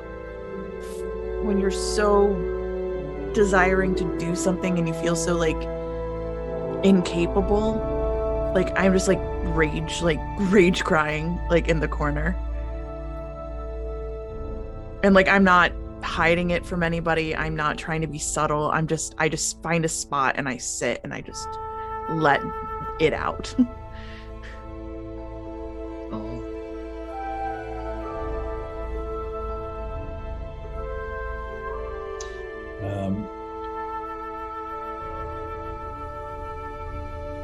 Eventually, Sylenna comes and sits beside you, and she doesn't say anything, just puts an arm around you. I'm just gonna lean into the weight and just let it all burn out of me. I think Valen being uncomfortable, but not for the reason that most guys are uncomfortable with women crying. That's not what this is exactly. Feeling some weightiness of his own, just goes outside the cave. I think for one, goes and starts to kind of wash up a little bit in the little pond, just doing some repetitive, just kind of cleaning off some of his clothes, washing off everything from the battle, and Yeah, all the literal death that is on him. And then probably just starts walking around, doing a little bit of a perimeter check. At least that's what he's kind of telling himself he's doing. He's just kind of, he's processing some things right now. Yeah, do a perception check. Oh, okay. Uh-oh. When the DM tells you to do something you weren't trying to do. Okay. Like you were checking the perimeter, so. Well, I mean, I mean, your eyes are open. that's true. 17. Okay. All the zombies starts to rise. You know, actually, I will say this. I think walking around and seeing the zombie bodies, I think I start looking through a few, just seeing if there's any recognition there, or if there's any faces that are like, oh, well, that sucks. That Other than, obviously the children. Well, I mean, yeah, the children, which at this point, Bear has started the fire and is just kind of standing there. And I should have retconned just briefly is one of the things that happens is Bear sets the fire is Sylenna, as they're burning, she walks up and you almost stop, like a couple of you almost stop to stop her as she reaches her hand out and she actually touches the burning pyre. And then you see the bodies, as the fire consumes the bodies, you see them sort of turn into sparks as they burn away, and the sparks then kind of shimmer and expand into dead leaves and just sort of blow away in the wind.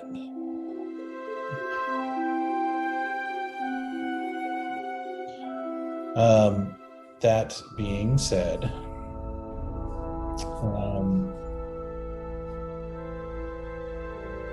let's see, you guys, or you walk around trying to check the different zombies, looking for anybody you recognize, and for the most part, no. I mean, it just seemed to be random people, most of them in peasant garb, one or two in kind of nicer garb, one or several in kind of like soldier get up. But eventually you do find two with clothing that you recognize, that you remember from the clearing way back in the beginning of the peasant man and woman, Emlyn and Rolik, the peasant couple that were taking care of the kids. Stopped dead in my tracks.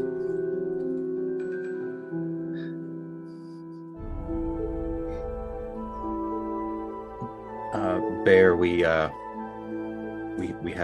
two more that we need to add to that fire. And then I don't know what Bear does, but I start pulling I separate the bodies, their bodies from the rest of it, and start to pull them over. Bear just nods and helps you take them over and puts them on the fire.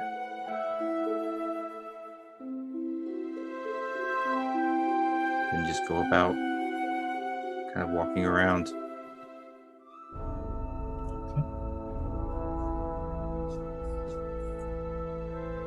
Anything else people want to do before you guys go to bed? I want to wash myself. Because I didn't think about that, but I was inside a shambling mont for a bit. Yeah. I know how that is. As you guys are all washing off in a pool with a dead dragon in it, the dragon is at the down, right? He's in the pool. He's up at the top. Yeah, but is that we're at the he's top. not at Oh yeah, at the bottom of the dragon wasn't waterfall. at the That's top. true. He was That's at true. the bottom. We're at the top, yeah. Yeah, that's true. He's at the bottom. I'd like to spend some time with my cloak. I need to know it. Oh Lord. Okay. Yeah, I'm definitely gonna clean off.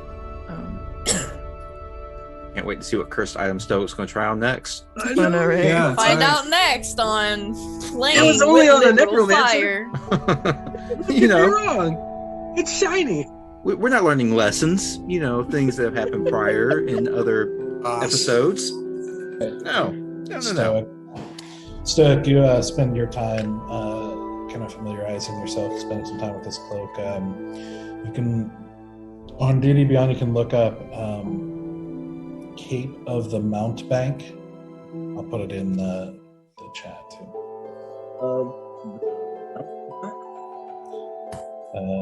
It's in the Zoom chat as well, if you so you know how to spell it. You should be able to find it on there though. Actually, you know what? I can just paste the link to it. Oh, yeah, I'm excited. There you go.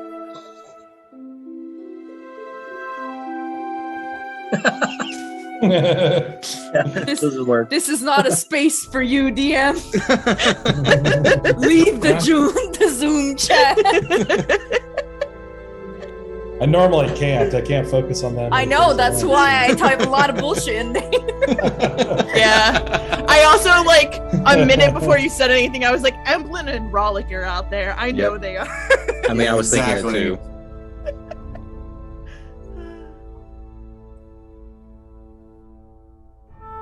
Oh, damn. Wow. That's Ooh. impressive. Everybody's Oh. clicking. I haven't found it yet. Oh, yeah. It's Oh, okay, man. Stoic. It won't be the first time we need to explain the thing to you. Mhm. While he's doing that, is anybody else doing anything? Checking out those boots. And I'm reading the spell book I just found. Okay. Yeah. Let's see.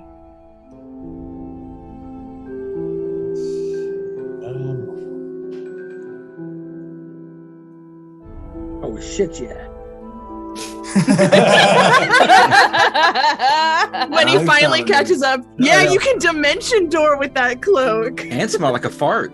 That's good too. Yeah. Faintly of Well, a fart.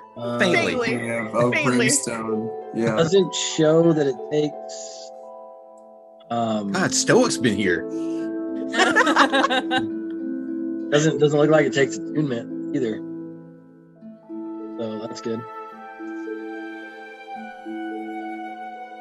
Done. For Dimension Pet my- Door is one of pet my my favorite shiny spells. cloak. Dimension Door is pretty legit. That's my shiny cloak. I had it on the Bard in another campaign, and I would just like, bye-bye! Okay. Easy as you're looking over the spell book, you can see there's a whole bunch of them. It's going to take you time to kind of Right, discern exactly. and figure out which Mhm. what they are. So in the next rest, you'll get some more. Yep. But for now, you're able to discern those three I just sent you: Sweet. Awesome. false life, mage armor, and ray of sickness. Hey. Let's go. DM's like, these poor kids. They weren't ready for this. We should probably give them some things, make them safer. If you're ready for what you encountered, then I'm not doing my job. Listen, There. we are known as the Folly for a reason. We bumblefuck our way through every interaction. This feels like a trap. Yup. Yup. What we gonna do? We're gonna walk into it. Go right in. But to be fair, there was no other fucking thing yeah. we could have done. Yeah, No. like Bear was right. Yeah. He was right. There wasn't. I didn't know of another option. We weren't powerful enough to build another option No. in like 0.6 seconds. If we're going to sleep. Easy, are you doing anything with the messenger bag? Oh yeah, you're right. There was a face. Easy. There was a moment There's a of like, messenger the bag? what? Messenger. Oh yeah, I was like discerning all the little tidbits in there. I'll help you because Bear and I have now kind of made it a thing that we do. We sit with pieces of paper and we like lay them all out. Don't let her near the gold, Easy. No, not a chance. I'm sorry. There was gold. I don't know. I didn't say anything. I actually will go off a little bit secluded to look through these pages. Actually, Okay. yeah. So what you see is, like I said, they're all like crumpled, torn scraps of parchment. All of them have writing on it. Some of them are complete thoughts. Some of them are just a word or a phrase or a scribbled out stuff. Some of them have symbols or pictures. Like they're, it's very chaotic. But there's a number of phrases, like quite a few that you're able to like make out that are Okay. just detached phrases, like the world is full of enemies, dangerous fools, mice to be fooled with cheese and traps, no rodents will stop me. I am driven, another one says, I am driven by desire, my own and another's. One and the same they are. How can this be? Another one says, broken instruments and broken memories. The songs themselves are broken. No instrument will play them anymore. Another says, the tool has been broken. Now it would be folly, underlined, to let them continue. And I am no fool. Another one says, bloodlines. Blood is the line to the top. The delivered deliver more when their blood is lined with power. Another one says, secret hands. Like this one's kind of like seemingly aggressively written. It says, secret hands gloved in shadow, where are they? I will break their fingers for poking where they should not. Another says, bandits become dragons and friends become slayers. Begone now and tell your well-earned tale far from this place. Another one says, the heretics call miracles curses, but what is a curse when there is no religion left? Another one says, my hand writes as if guided by another. Am I to be prophet of those who would break every chain? Another says, I must make the face of the wicked, for the righteous walk upon the face of the earth. I must face my enemies with their own faces. They must face it, they will be defaced. Another one says, the story is the only thing that can give me a happy ending, or at least an ending. I must make the story good. If I make it good enough, it will end. As you're reading through these, she seems obsessed with various statements about her own desires. Like how her desires match another's, though no details given about this other. The other, yeah. She seems fixated on it without even being able to express her fixation, like even almost unaware of her own fixation on it. You also see bits of poetically written detailing of how she caused chaos through the countryside, how she deceived everyone, how she attacked and destabilized and scoffed at the king, whom she repeatedly calls the unwitting pawn king. Unwitting pawn king. Yeah. You know, how the bandits were gathered and how the goblins were brought to this land to cause chaos. And she just basically is doing it in very romantic language and like poetic, you know, beautifully written language of how she does it, but still in broken phrases and sentences. It's a very chaotic collection. All right. Sweet dreams I will be met with. Go to sleep. Yeah, I feel like the ones that I've read so far kind of keep them separated from the main bag. Yeah, I'll peter off in, I guess, whatever, you know, sequence we have for the watch. Yeah, how do we want to do the watch? Well, I mean, since I'm already kind of up and moving about, I'll take first watch. Yeah, I was gonna join early watches. I was gonna take a much like the darkest part of night watch. So 3rd watch, I guess. I can take 2nd. Alan, can I watch with you tonight at some point? Yeah, that's fine. I'll get last watch then. I don't want to take it alone. Who's taking first watch? I think it's being stoic, right? Okay. Wait, how many watches do we need? Usually about 4. Guys, 1st, 2nd, 3rd, and you take 4th? Easy, you take 4th? Is that Sure, it? yeah. I'll take last one. Bears and which one? Whichever one you want them to be in. Is anyone else besides Easy taking 4th? Or is he the only one taking 4th? We can put Bear with Sylenna Easy. can Yeah. also take a watch. That's true. Yeah, Let's we do have it. a lot of options. I was hoping that Sylenna would take watch with me. Okay. Yeah. And I'll do one there Yep. for the final watch. Okay. Oh, don't put me with citrus. I was thinking, I was like, He's not going to watch. Sithers is not going to watch. He ain't. Doesn't he need like 4 hours or whatever? Oh no, he's not enough. so wait, does that put her by herself? That's chill. I'm used to it. I mean, you can try to ask him, but he's not going to watch like on his own voluntary basis. Nope. Lofi's not gonna ask that. She prefers to do her watch alone than Yeah. to be like dealing with him right now. You could probably use some alone time. Okay. So, you guys settle in, and most of you going into troubled sleep. It was Valen and Stoic on the first watch. Yeah. Yep. I'm gonna bust out my violin on watch and ask Alan, you show me how to play this. Sure, we can continue our lessons. Giving people peaceful sleep, huh? Yeah, I was gonna be like, Walk away a little bit. First Yeah, the one. minute they start playing, you guys all like hear this screeching echoing through the cave.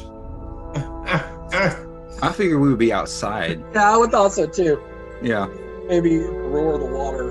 Are you didn't say you're going outside, so Okay. Well, I'd said that since I was already kind of out and walking about, I was just going to take the first watch. Yeah. okay.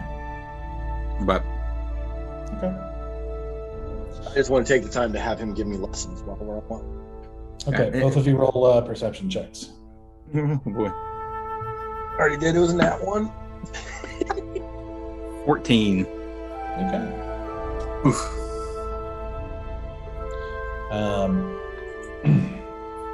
So as you guys are watching and trying to watch while playing a violin as best you can,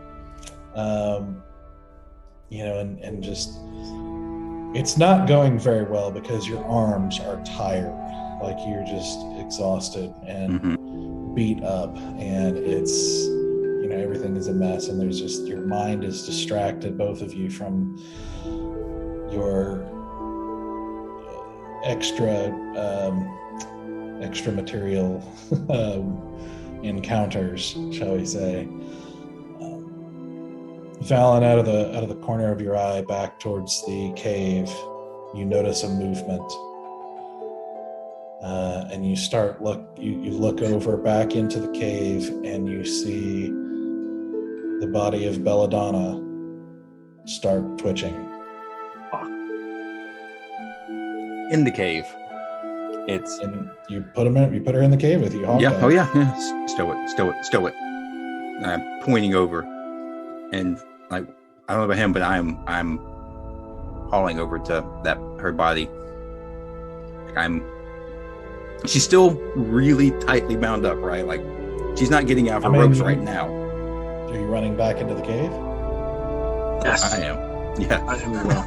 So you guys run back in, and you see, her body still in underclothes, without a face, just starting to writhe and pull against the bounds. Is everyone else sleeping? Yes. I'm gonna hit her with a mace. Okay. Like, everyone else is sleeping, no one's gonna see it. She starts twitching, I'm in. Okay. She's tied up. Do I really need to roll an attack roll? No. Okay.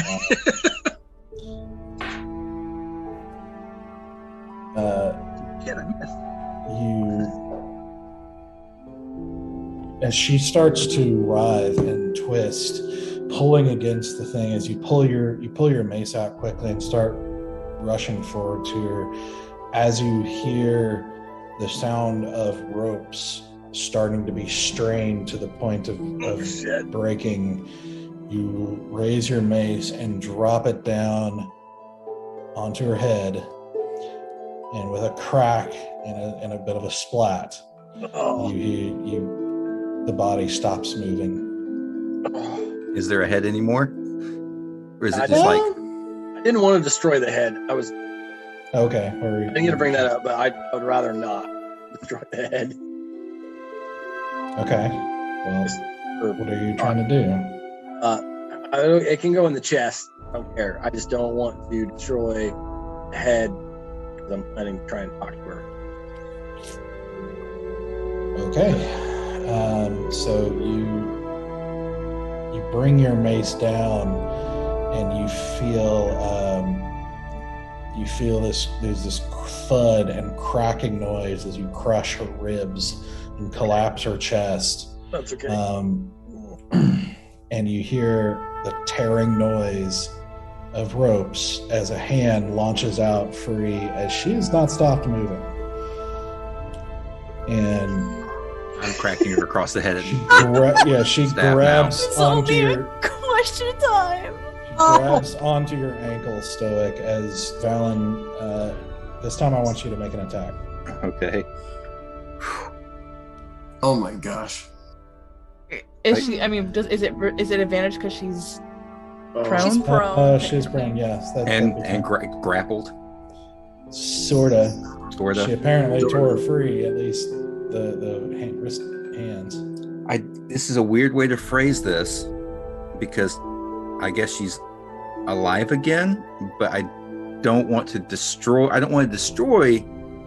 her, because he's like so said, still want to have the conversation, but I am cracking her across the head. Non-lethal? I don't. You should crack the skull in the back so she still has the face. But Yeah, that's what I'm trying to do, is basically aim in a way that we can still have a conversation if we get to that point. wing it like a golf club. I want to knock her out. I want to knock her out.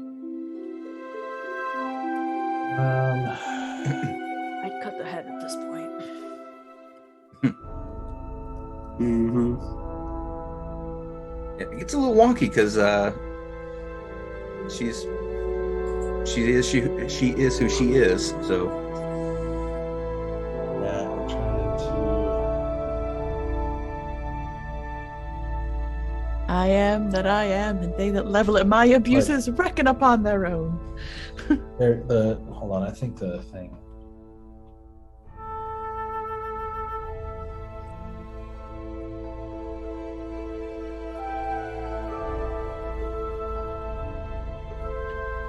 oh man, of course it's not going to be an easy one. Nothing. I'm just so stressed right now because Asura's asleep. We're all doing sweet dreams Mm-hmm. or nightmares. Use your spells. Okay, before like Valen, I'll still let you get your attack, but Stoic, I want you to make a. Let's see. It's related to your spells, so I'll let you do a religion check.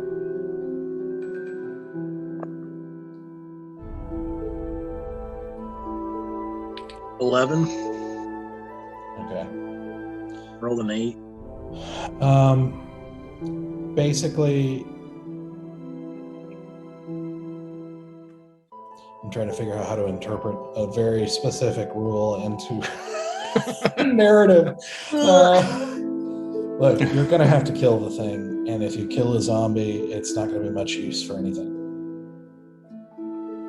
Oh, so you can't talk to a dead.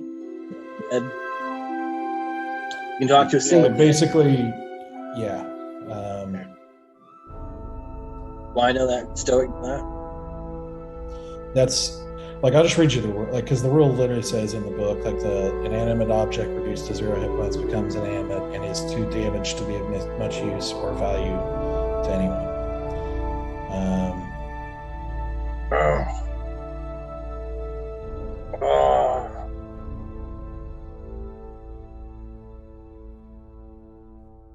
So I hit her and didn't kill her. And now I'm up. If you Now tell me Val's that, getting ready to hit her, right? yep.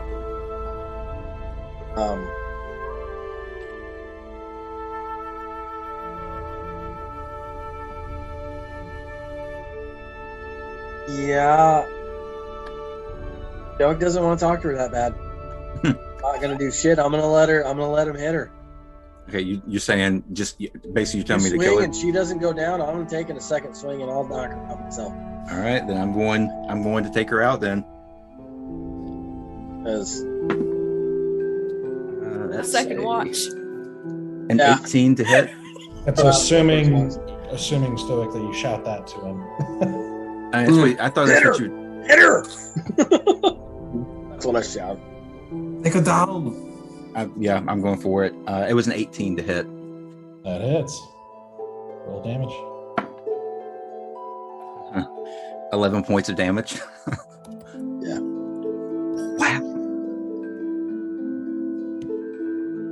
Oh, this is horrible. Yeah, not good. Yeah, not feeling good about Dude, this I one. don't. I mean, it is what it is, but it's still horrible. I have a spell for this. I didn't bring it. There's a certain quantity of spells you can prepare when you're about to go, Yeah, I went battle heavy. Thankfully. You bring your staff down and you just crack the skull and it basically caves in. Oh. And you see with one final twitch, the body stop moving.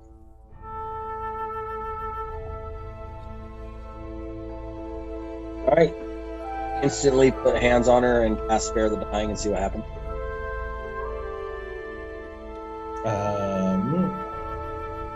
Did you even do that?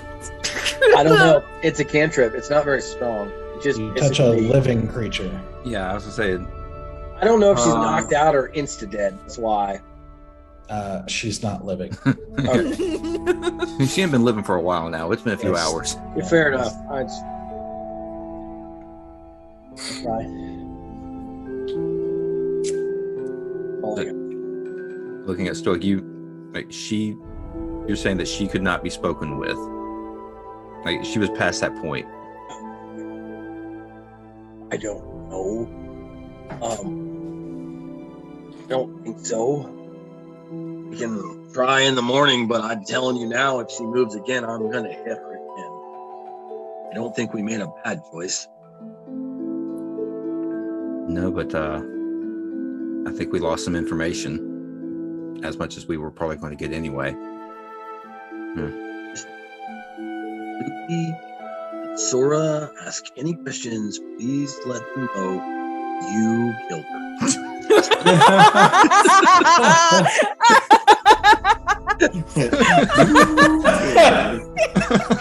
That's hilarious. Spare me! He's like, please, just take the blame this one time. I mean, you see the. Stoic better start cast Spare the Dying on himself regularly. I know I hit her first, and I think what we did was right. Please explain to them that the head crushed in that was you. I don't know how we're going to explain this. And I don't think either one of them are going to be happy. I trust your instinct on.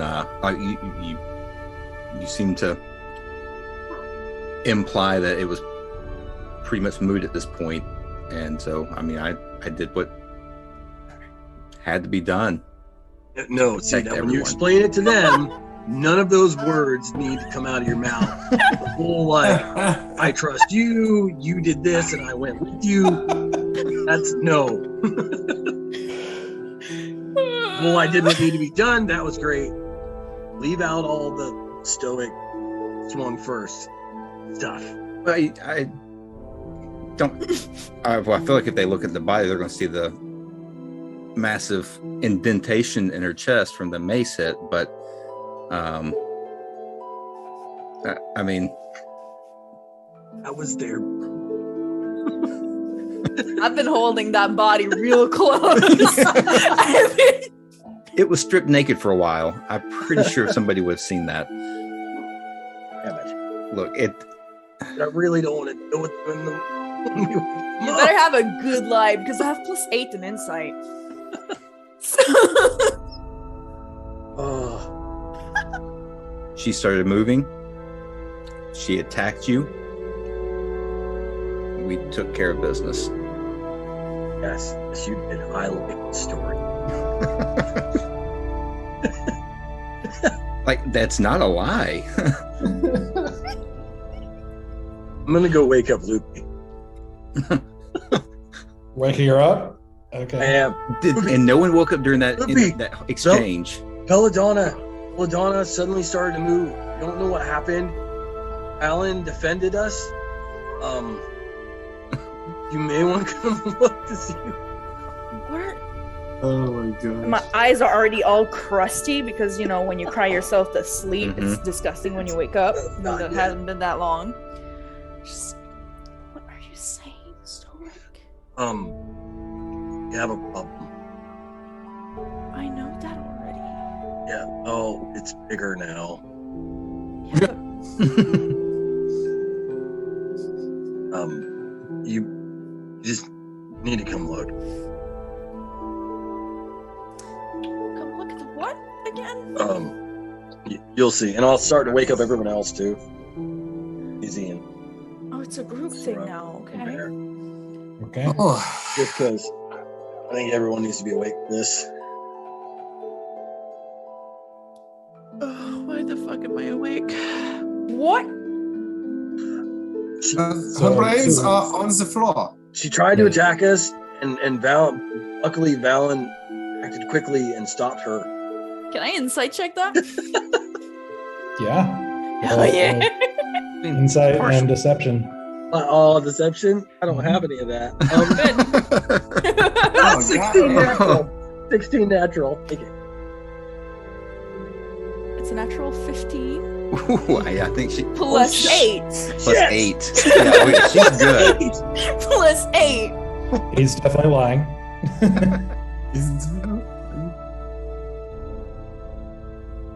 He's not being Repeat that and look at me. Straight in the eyes again.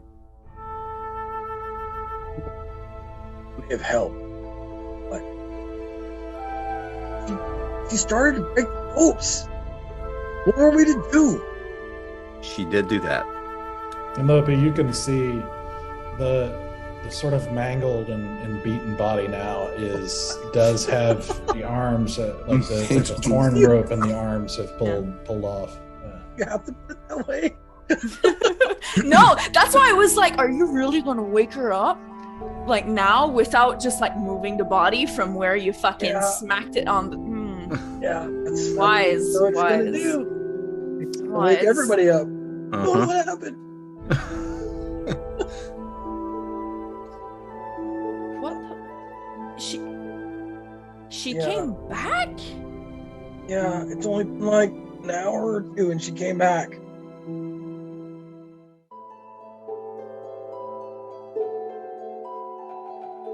What? Couldn't you just like hold her and scream? And why did you lie about this? I didn't lie. I just no one did. That's also a lie. Oh, Yes, that's the third one.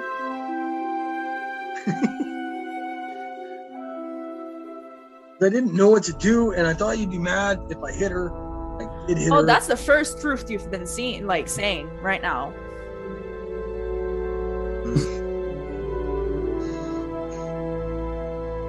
I'm more confused. Like I'm I was ready to say the truth. Because he's not saying anything. like, oh shit. Fellas, let him die. You decided to just dig your hole with a lie. I was ready to go in with the truth. You can take the shovel from me, sir. Take this shovel. We were outside trying to teach Stoic give him some violin lessons, and I caught out of the corner of my eye her body starting to twitch and move, and we quickly ran back in here, and she started to break free of her ropes, and so in order to genuinely protect Stoic and everyone else, I hit her. That makes sense. I just don't want to look at. Why did you leave it? How much damage did I do in terms of like physical appearance? I thought I just kind of cracked her across the skull.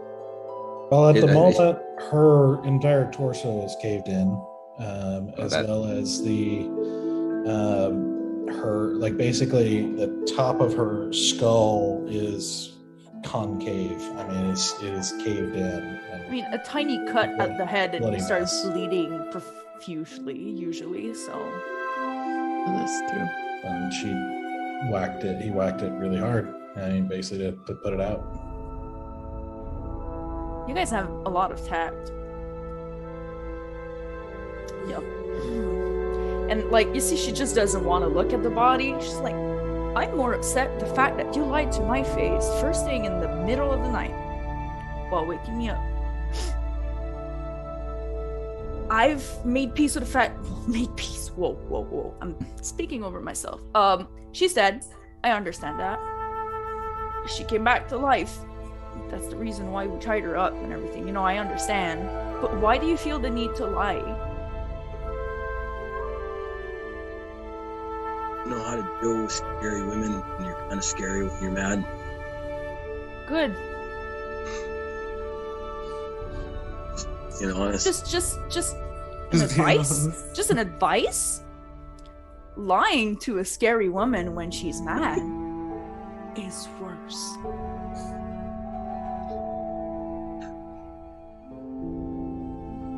You always seem mad.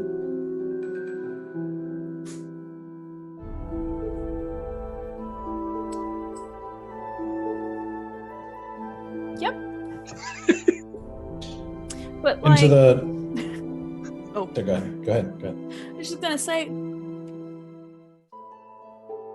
make your quest finding your friends and family, and see them again for the first time as a corpse, and then try to not be mad.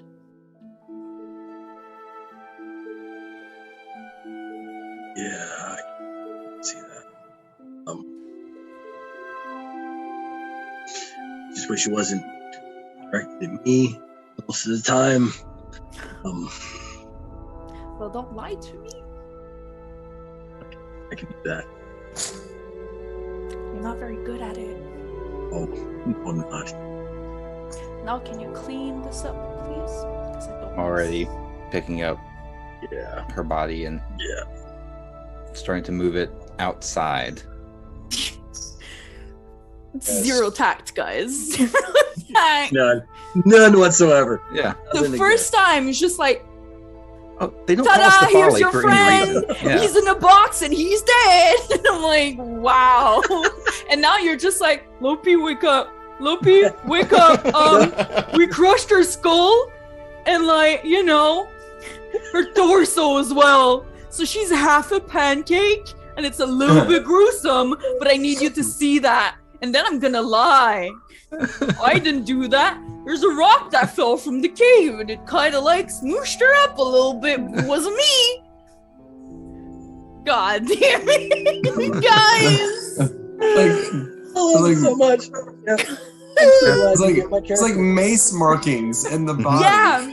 He's just like, who's me? Oh We know that song, right? God, I wish Yep. Pierre was here for this episode. They'd be like, I don't know what happened.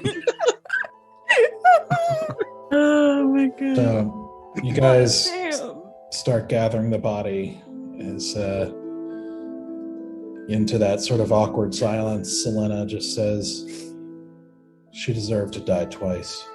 Oh, shit. Let's go. Oh, shit. Oh, girl, you're asking for a whooping as well. Whew, That's the last thing I say before going to sleep again. I'm just like, bruh, I want to be unconscious right now, s'il vous plaît. Please. She flashes you a look, and you see like her eyes just flash red for just a moment, and then she Listen, turns and Big says, lady can do the same thing. I don't care. She just says, "Let's go to bed," and turns and goes back to her role. So, as you guys, I'm not taking second watch. You're already up. so Valen and Stoic, as you guys, go back and continue your watch. You try to play some more violin, but your arms are just heavy and you're just too exhausted and there's too much in your mind, and you sit down on the edge of the little platform there with the pool, trying to keep your eyes open and looking out at the kind of ravaged but dark scenery of this battlefield. But it's a little too much, and at some point you both end up drifting off to sleep. And as you do, all of you have a dream.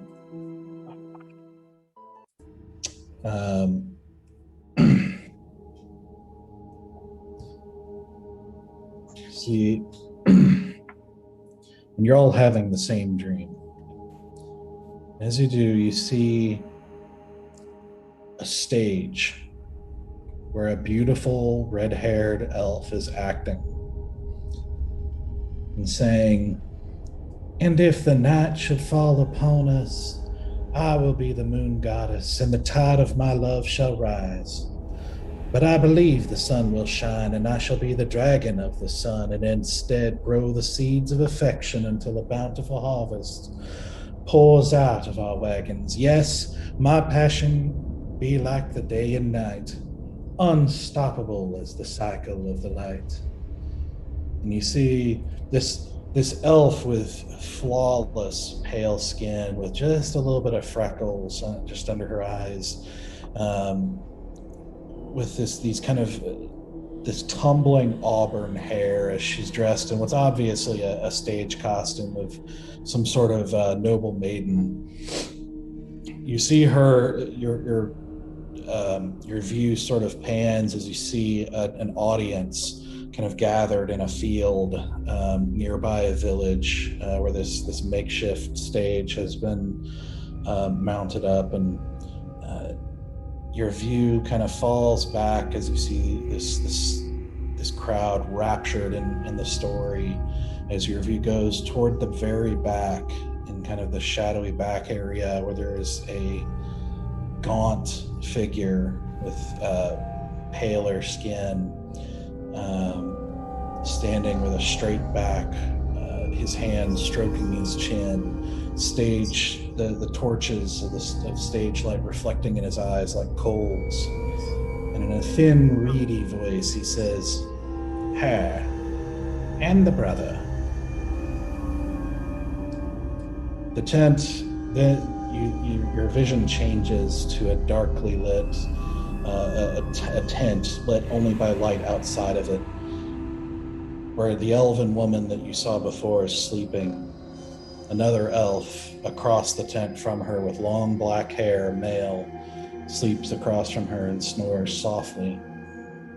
Shadowy figures steal into the tent soundlessly, placing hands over their mouths and knocking each of them out. And then you see darkness as you hear a voice you don't recognize, say, How does one create the perfect servant? It is not enough to create a mindless servant. This is easy, but it is no more than a simple zombie. The limitations are severe. The true task is to create a loyal, wholehearted creature who is completely obedient to you while maintaining their capabilities. You must begin with a test of their abilities and employ various methods to improve them and stretch them as far as they will possibly go. You see the woman now falling to her knees in a rocky field under a gray sky, her hair matted and tangled, her face with dirt and sweat, and her garb replaced with a very simple smock. She like wheezes and pants, coughing from lung exhaustion and clutching at a bracelet on her wrist. The voice, precise and clinical, continues. In order to test their limits and push them further than they would ordinarily be willing to go, the subject must be properly motivated. In the fitness portion, for example, the subject must be properly motivated to run until they cannot.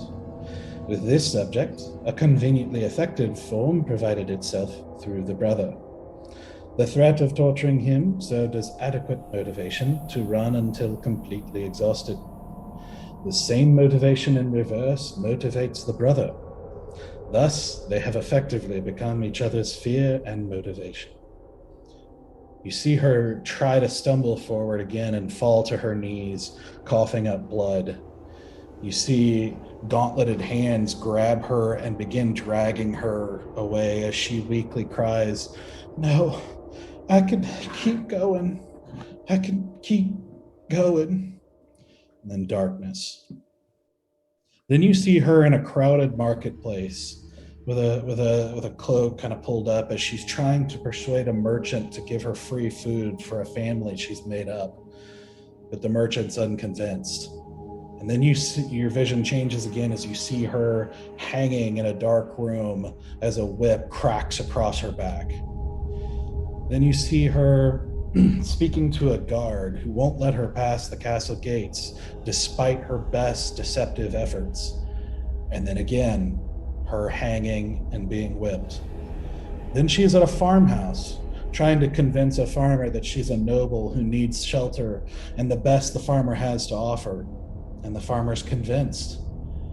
In a dark stone room, then in another scene, her hands tremble as she eats a small hot bowl of rice, the best food she's had in weeks. Then she's on the road conning a traveler so a partner can steal from his wagon, but the traveler notices and catches them. And then again, a whip across her back. Then she is locked in an ice-cold room with nothing but her underclothes and a spell book laying open before her on the ground. She's drawn symbols in the ice and the frost for the 17th time, teeth chattering as she forces words out, weaving symbols in the air with a trembling hand. And finally, the shimmering form of a ghost appears before her, and the door pops open with the promise of warmth as a reward for her success. Then she is fighting a man much larger than her in some sort of sparring ring. He sweeps her leg and she falls to her feet, eyes widening as a heavy boot comes down on her face. In order to create a true servant, one must break the will.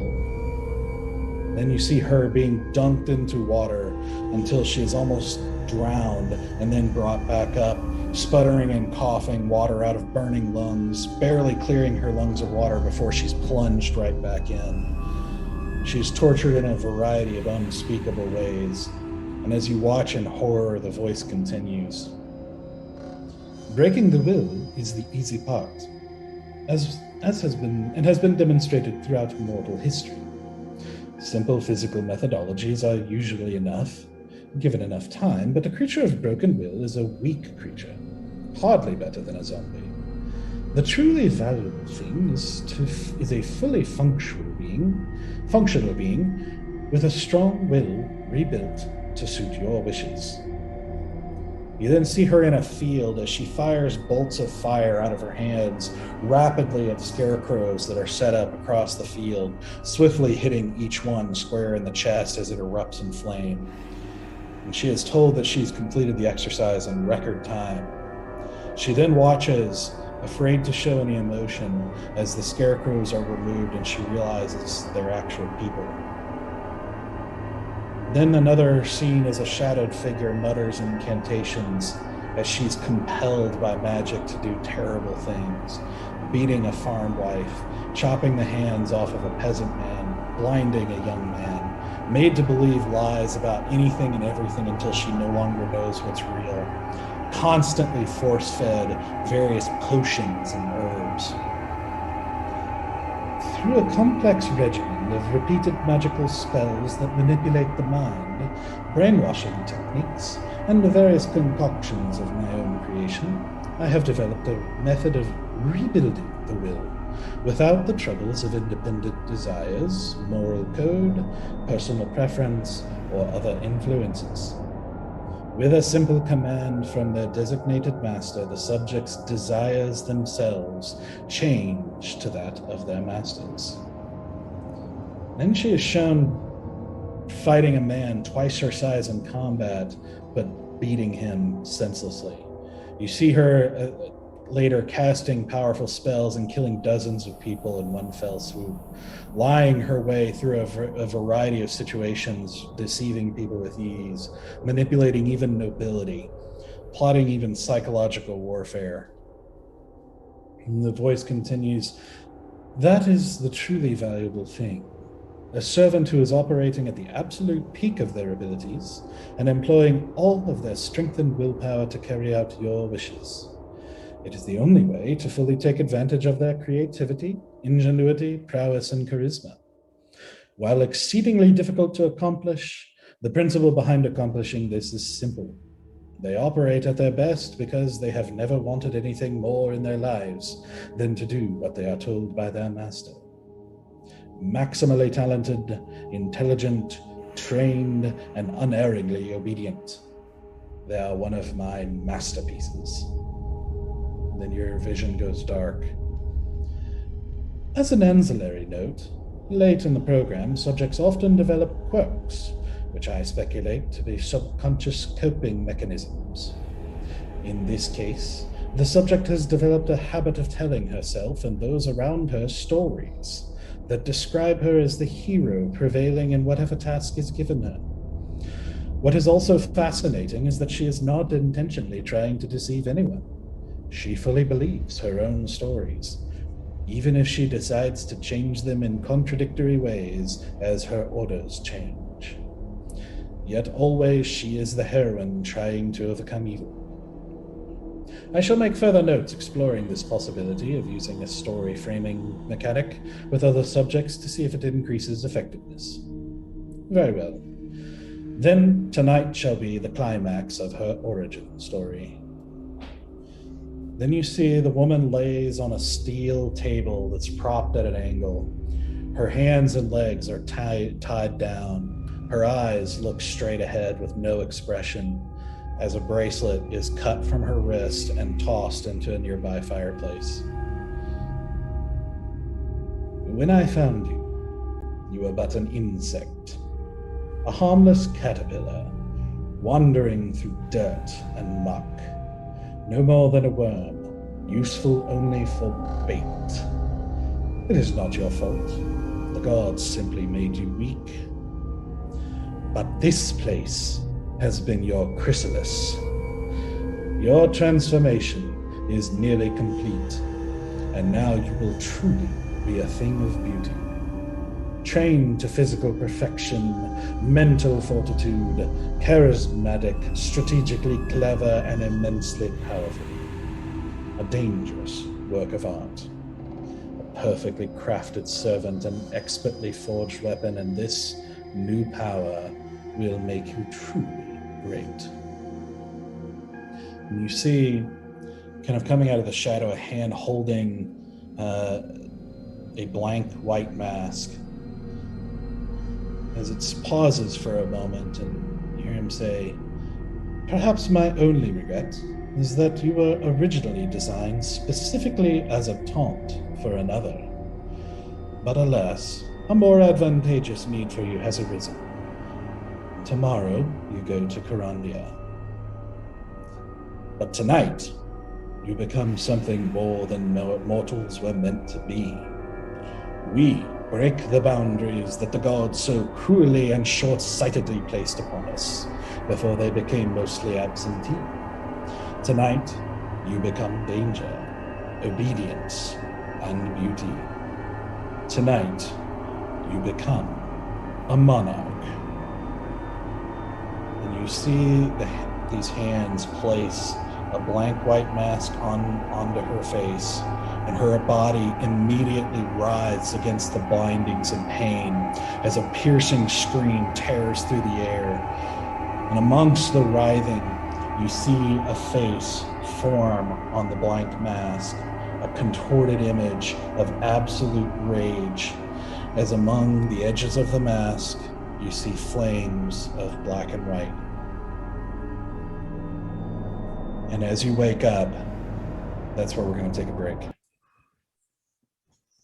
Sons of...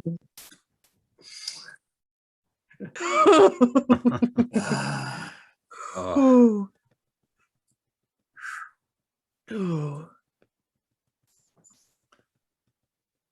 Tense, man. Always That's, something. wow. Wow. So, also, hello, Cody, if you're still out there. Also, you can join us. All right. We will take a short break here, and then we'll come back and continue on. Let's do it. All right, welcome back. And that was a good break. So, as you guys finish this shared dream, you guys wake up at the same time to what you can see outside of the entrance to the cave looks to be the first light of daylight. Oh, we got a full night? Yeah. So you guys And no one was on watch for this entire night. Yeah, we passed out. Look, and I were outside. We were getting the brunt of it if anything came. Sorry, I was checking audio. Did you say Belladonna's body was still there? Yes. Okay. It's still there. You two are still outside, laying down next to the pool. See, this might be a good time to lie. Has I enough am. power well for me. Yeah. No. Well, the body's still there, so that's good. But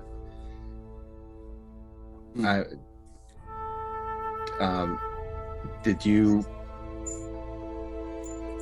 have a strange dream last night? Because I certainly did. I don't know if I would call it a dream, but it seemed more of a nightmare. Fair. Did your dream have to do with, Belladonna? Yeah. Yes, and I have to say, certainly feeling differently this morning than I was last night.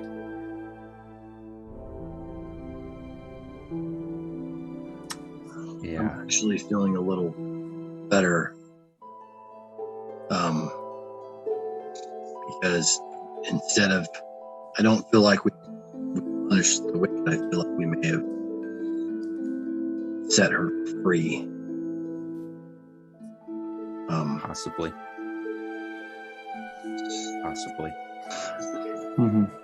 Should we? You're not much on Oh. faith, but there are. This world is just a placeholder. Like there is things after this, and I think she's in a better place now. So, And at the mention of the word faith, Valen's fists kind of clench up a little bit. Should we go inside? See, I'm willing to bet if the two of us share this, it's probably not isolated to just the two of us. As you do, Briar actually walks up the stairs and from the kind of field down there. Says, "Oh, you're awake. I hope you'll forgive us. Sylenna said she couldn't sleep, so she took the first while of watches, and then she woke me to take the rest, and decided to let you all sleep. I hope that's all right." Thank you very much. It's considering the state that you were in, it certainly wouldn't have been. We wouldn't have begrudged you a long sleep yourself. Well, fortunately, I don't need quite as much as I used to, or at least as you do, and so I'm feeling better. I'm sure I'll be well soon. And Sylenna, she's back in the cave asleep. As far as I know, as little as she sleeps, you never know.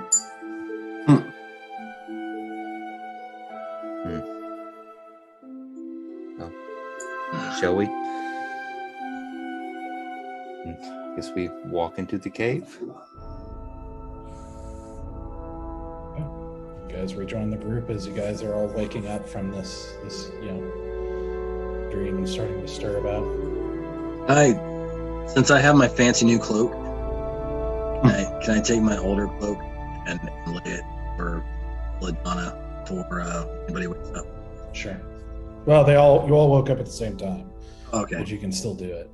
Okay. Yeah, I'd like to cover her if I could. Although Sylenna is still asleep.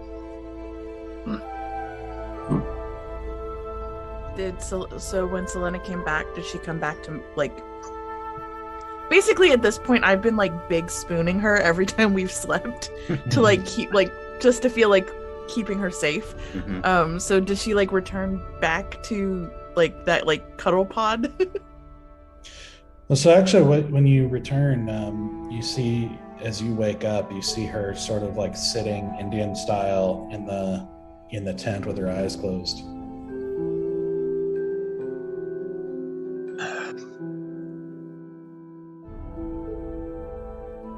Just gonna ever so slightly just kind of pat her thigh. Just are you okay?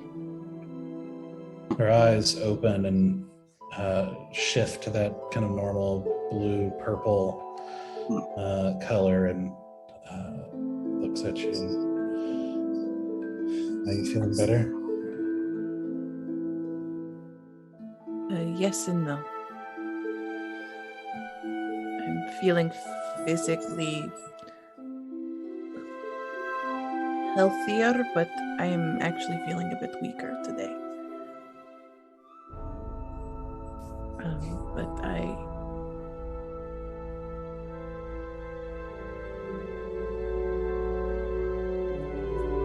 am trying to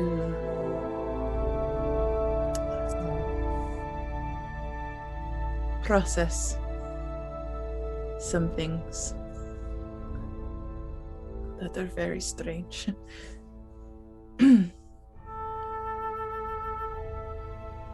What was wrong with you yesterday? During the fight or after? After.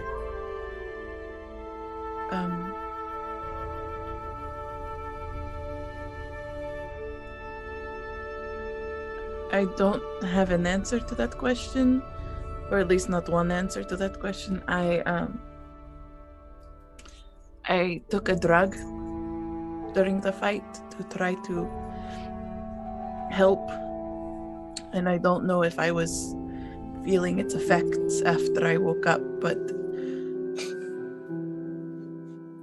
my brain was not with my body. My mind was in so many places. You took a drug.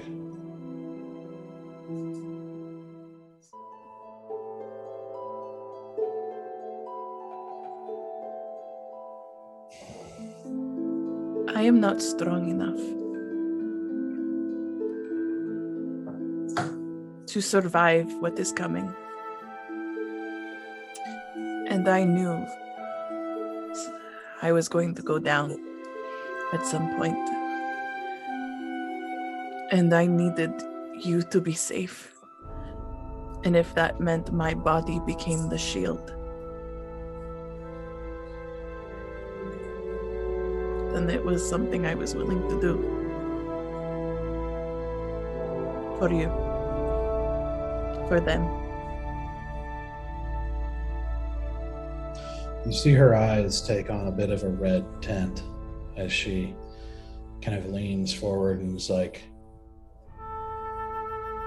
that was stupid. Yes.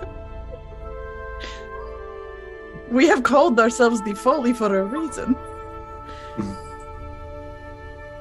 And I never said that I was the smartest one in this room. And Don't laugh. This isn't a joke. This world, there are people who need you. I need you. If some drug has you, then you can't help me, and I can't even know you. You can't afford to be stupid.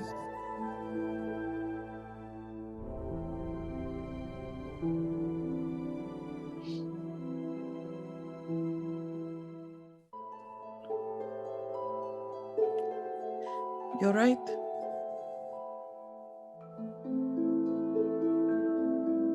I thought in the moment I was making the right choice. But I was not thinking of the consequences when I did it.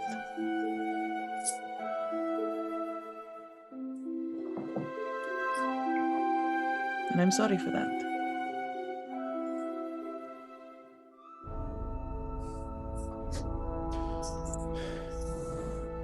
You can see she's kind of breathing hard a little bit as it's like this. She's just kind of like, she takes you by the front, like where your cloak clasps, like, and pulls you like close, and she's like, you need to start thinking about consequences then, because I can't lose you too. And she lets go of you and then storms out of the like off from your bedroll outside of the cave. And I just kind of stand there for a second because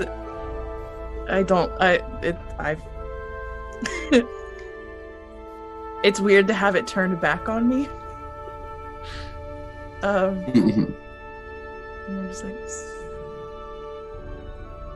I am very intense, aren't I? Stoic from the end of the cave. Yes. It's kind of funny though, because as much as like Asura's like has not had time yet to actually understand and like put back together all these random puzzle pieces to make a picture in her head yet, there's a weird levity that she feels this morning that she hasn't felt in a very long time. Like, not since before like Rieta passed has she like just found joy in things. Even terrible, stupid, horrible situations, like she hasn't found levity like this in a while. And so she's like, no, it was a poor time to laugh, but also like it was funny. Because of all the stupid things she could have done, she decided to take drugs in the middle of a battle. Like, she got messed up and then got resurrected high. So like she's just like, and then she's kind of remembering like the things that she had done while she was high, and she's like, I was a wackadoo. Like Like, it was just stupid and overwhelming to the point of laughing. yeah, it's just like, what the? It's like I can only laugh because I was such an idiot. I'm gonna give her some space, and I'm gonna go over to Stoic, and I'm going to pass him a bag with 300 gold.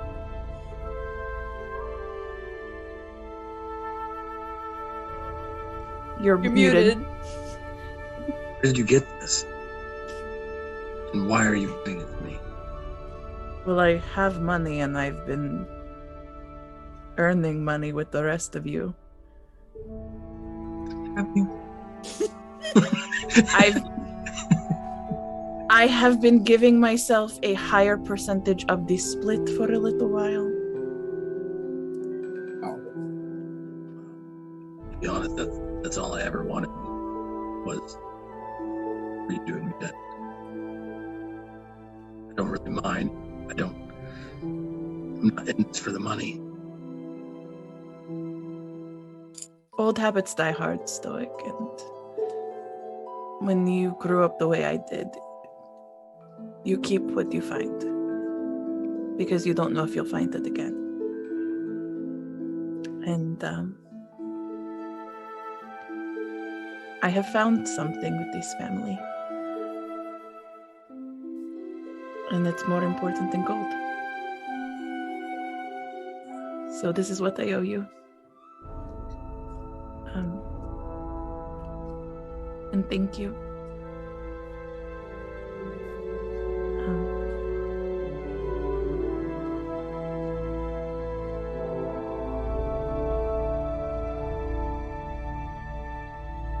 Thank you.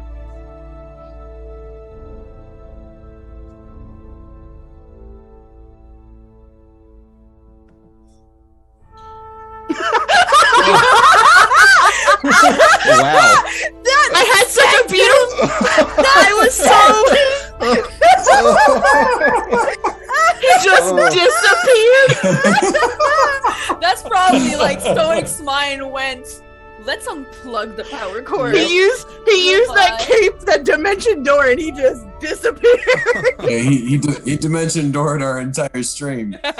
Holy cow. I'm Yeah. gonna place myself here. Let's go. That's hilarious. We'll get that adjusted. Just bear with us a Doug, little I bit. need you to go lower as well. Huh? I mean, I can't really. No, down. Down. Other way. Thanks, Tara. You're welcome. Yep.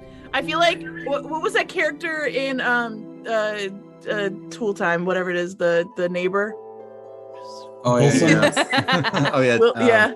Oh, hey there. How's All it right. going? How are we looking? We're Is he mostly coming back. back? See if I can. I can't believe. There we go. I can completely believe. Is he coming back? Well, You've asked a have to great find out, question. won't we? We at least have a placeholder in his Hope stead. so. It's fine. I'll just have a heart-to-heart with a blank screen. That's fine. I mean, that's basically what talking Yeah. to Stoics sometime is. It really So, is. As you as you guys were talking, Cithras walks up and he's like, he's like, he looks still a little disheveled, but looks better. Yeah, he's just like, morning, sort of good morning. I don't know. Had the weirdest dream. You ready to go in the Feywild? I am still crouched where I woke up. Like, I had my fist up here after that dream and clenching my fist so hard that I started to bleed. And once... Larry! Bam! Larry! I'm gonna fucking punch him in the face again! No, I'm not gonna punch him. I'm just gonna... because I'm staring at the ground and trying to take in that information and all that rage, that just consumes her, and she raises her eyes, and if you thought she was mad before, she is enraged, and she's not saying a thing, but she's looking at that freaking lemon wedge, and she's just like silently telling him to fuck off for now.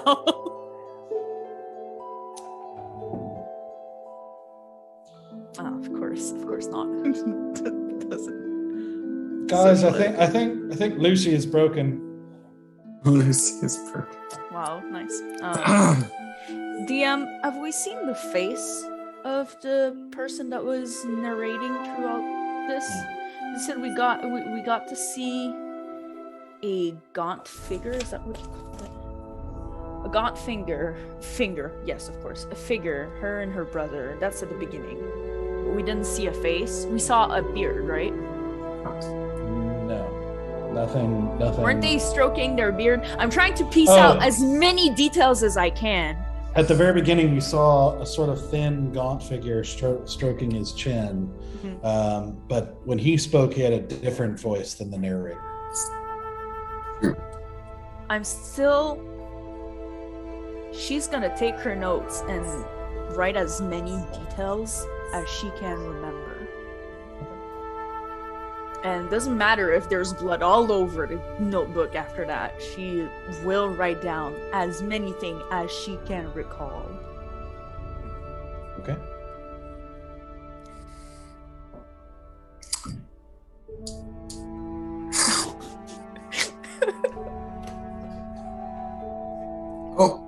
Oh no. Welcome back. Has returned. Warning to you all, this is what happens when you have pets and power strips on the floor. The timing was impeccable. Oh my god. It really was. Perfect timing. Yeah, I was in the Twitch chat going, this is how Stoic deals with aggressive women. Wasn't even aggressive. Oh. Wasn't even aggressive. Hey, Trying to have an actual genuine moment. Fran, you were on. What did I miss? You were doing stuff. Oh, she is enraged. Citrus is asking for a beating, and I took as many notes as I possibly could, trying to recall as many details she could remember, and she's not moving from there, bloody-handed, like just writing as much shit as she can in her notebook. Morning, Stoopy. You zoned out for the second there. You were talking. I couldn't help it. That is correct. Very observant. DM, I really would like to hear these words said. Long rest. Oh yeah, You had we that already said earlier. that. Yeah. Yes, indeed. Just need to hear it. That was a rough day. Yeah, I'm gonna go over. So I do have a question about the resurrection or revivify or whatever the spell is. Am I aware that of who was involved in like helping me get back? No. Okay. Then never mind. I would know Stoic was involved because I woke up in his arms, and also because he's not the our first cleric. It's not yet. It's not the first time he's brought me back. Mm-hmm. Is she aware at all that she passed, or just that she was unconscious and then back? Because I've often wondered the same thing. I think it'd be hard to tell for sure because you're gone. But obviously, she knows it was a lot deeper experience than just passing out. In isolation, I don't know if she would know for sure, but I mean, obviously in context, Yeah. I mean, I was considering that all I understood was that I saw something else, and then I came back. So I don't know. Mhm. I don't think I would truly understand that I was like dead. I just know that this was a thing, and when I woke up, I was in your arms. So I let y'all do with that knowledge as you will, if you would want to tell her or not.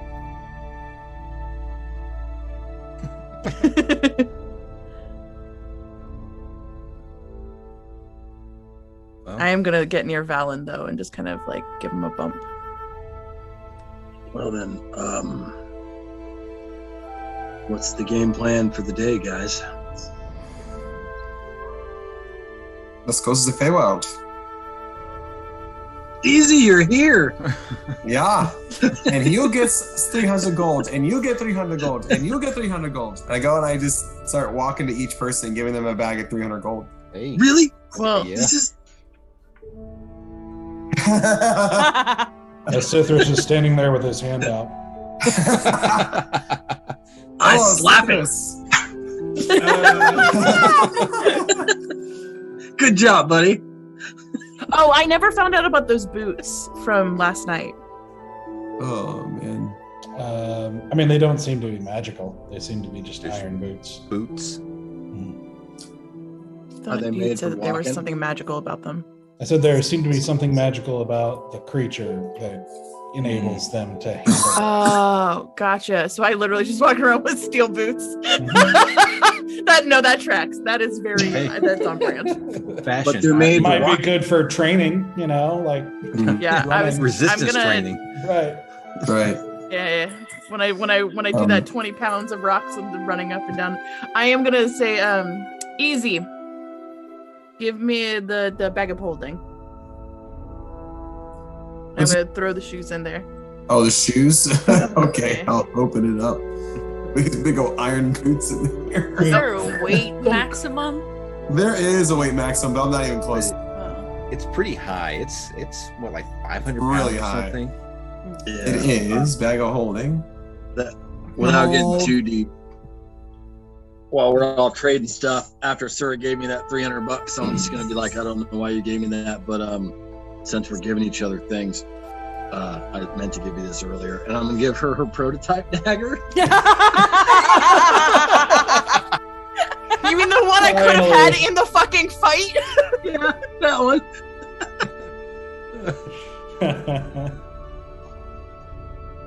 You're welcome. Thanks. Thank you. Okay. Thank you. And I'm just like a little peeved. Thank you. So okay, so it's just like it's like all right, so we ready to go. We still I have want the to do wagon something full really of our quick. food. Oh, sorry. I want to cast Identify on the black stone and the ring. So that's my last 2 pearls. Okay. It's gonna take a few minutes. It's a ritual cast. Okay. While you cast, I'm just gonna and I'm done noting my shit. I'm just gonna ask everyone am I going to? Do you want to? Well, I feel like. I mean, we're here. Do I follow you guys? Not if you don't want to.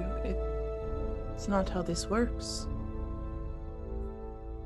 If you would like to join us, we would love to have you.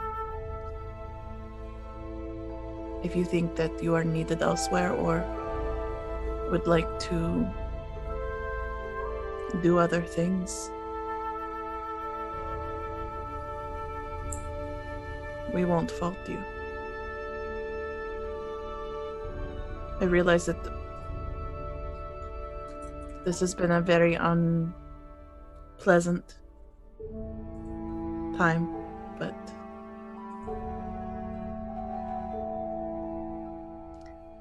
I hope you know that I only want what is best for you. And I want you to be happy in this world. Whatever that is.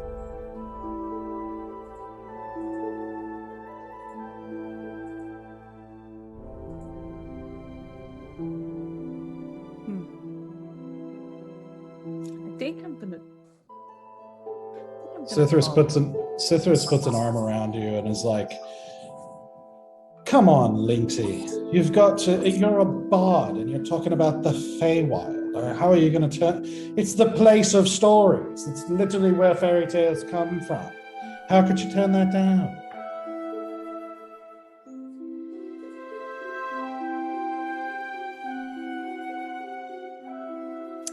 orange?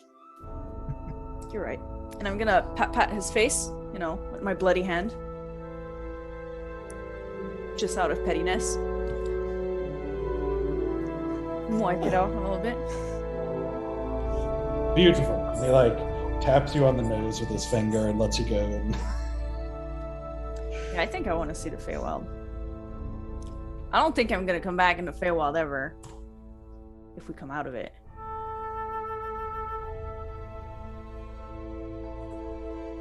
If you don't mind.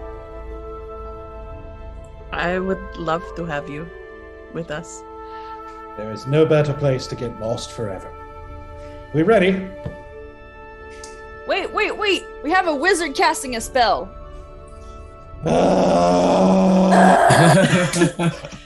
and we still had a wagon full of stuff, and we have horses. Are they coming with us to the Feywild? Or do horses? Still need to do something with Belladonna. I thought we had taken her to the pyre, or have we not done that yet? No, because Anything with her. We 100% need to take her to the. her. Yeah, we can definitely take her to the pyre. Before we decide to go in, there is something I'd like to do as well. It's easy's done. Yeah. Okay. All's done here. And actually, I pull out two more things out of the, I have three more things out of the bag of holding, and I give them the Stoic. I give him the two holy symbols, the one of Morin and Chaldron. And I give him the vial of tainted holy water. Like, you're muted. You muted. I don't want your taint, easy.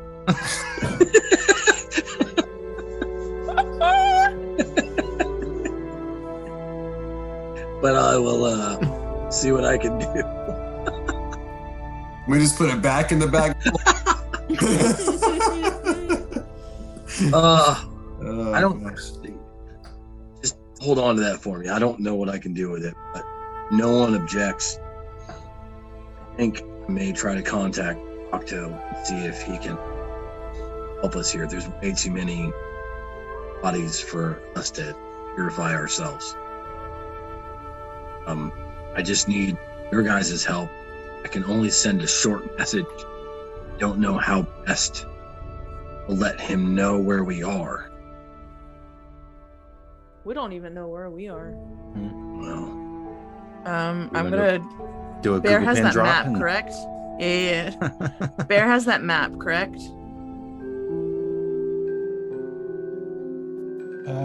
I assume so. I don't know what Bear has. I'm just gonna. Bear, give me the map. I think he still has it from the one because we saw that random other place because of the movement. I'm gonna pull it up and just see. Do I have any sense of where we sit on this map?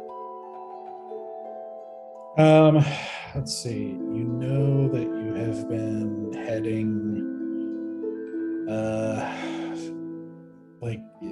eastish, maybe slightly southeast, but not really, not with any precision whatsoever. It's not been terribly far. I believe it's 2 days journey, I believe. Yeah. can I help her with that? Would I be able to? It's out like you where we could kind are? of give an area, an estimated area. You could give a. Yeah, do a. Let's see. This would be. Survival. If it's Maybe survival, I would help out with that. That's why I'm hoping it's survival. Pretty decent survival too. So I'm trying to think. This isn't really tracking. This is navigation with a map. So it's not really survival. It's not really survival. Just do a straight intelligence roll. Me? I'll assist somebody with that. Am I doing it? Am I doing it with advantage, or am I just doing straight roll? You can help, yeah. So With advantage? I'll help her if possible. Yeah. If it's survival, dude, I got +6. If it's intelligence, I got shit. I rolled a 2 and a 4. Woo! Yeah! I feel so smart right now. 6. I rolled a 6. Yeah, so you basically know what I just told you. Uh-huh. Yep. Cool. Cool. We're somewhere around, and I just like put my hand in like the whole general area of like 2 days this way. Just somewhere in here. So we're southeast of something. Tell them to follow their nose.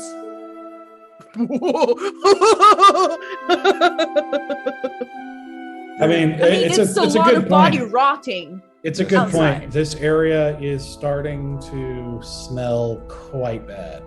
Well, do we at least know enough to know that we're like south, like northeast or south? Well, of like I said, somewhere? you know you've been heading mostly east, maybe slightly south, and you've traveled for about 2 days. That's what you know.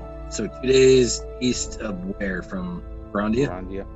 Elwyn. Well, from Oh, Eldwin. sorry, Eldwin, yeah. We're still Okay. in Carandia. Grandia, yeah. Hold on, let me write this. Also, has Bear said anything since yesterday? Has he uttered any word? No. If I try to talk to him, will he respond? No, he's pretty pointedly keeping a distance.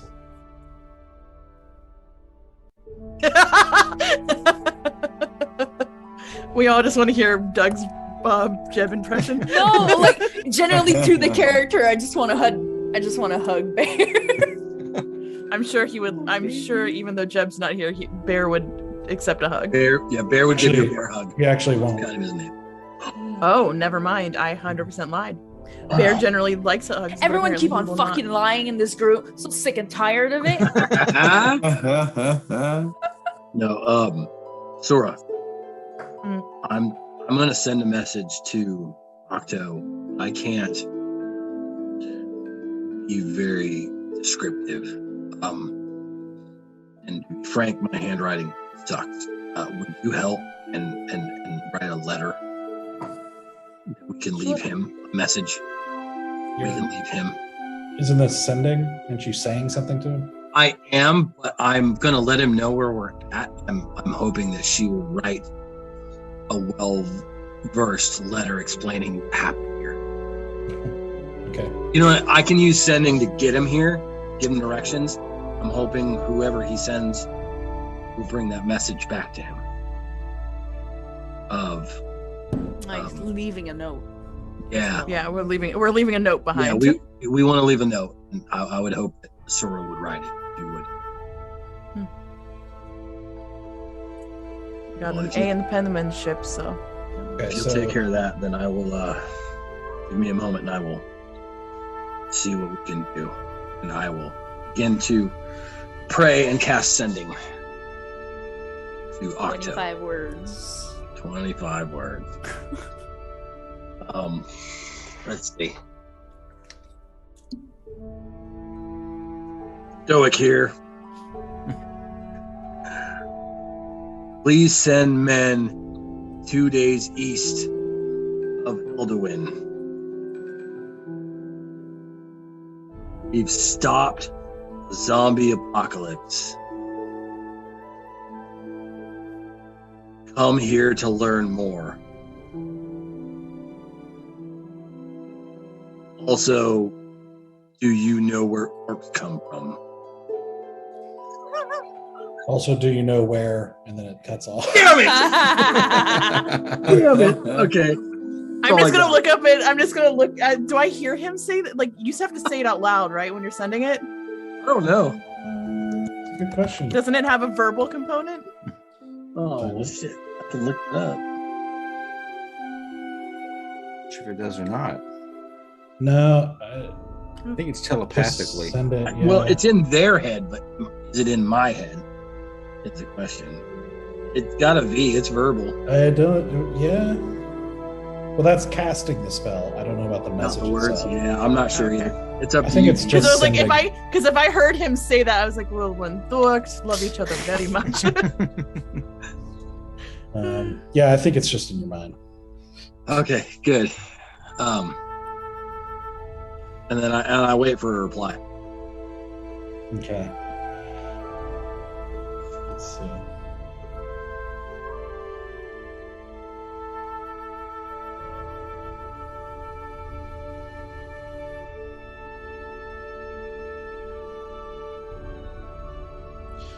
Let's see. You hear him after a moment reply. Praise children.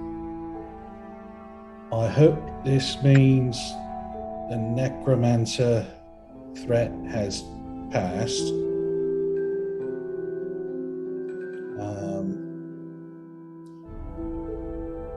I also hope you are all right.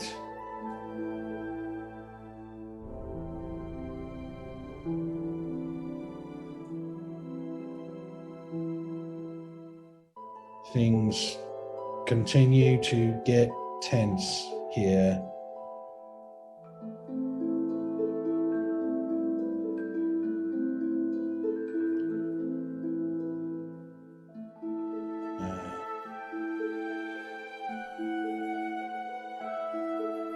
Stay safe.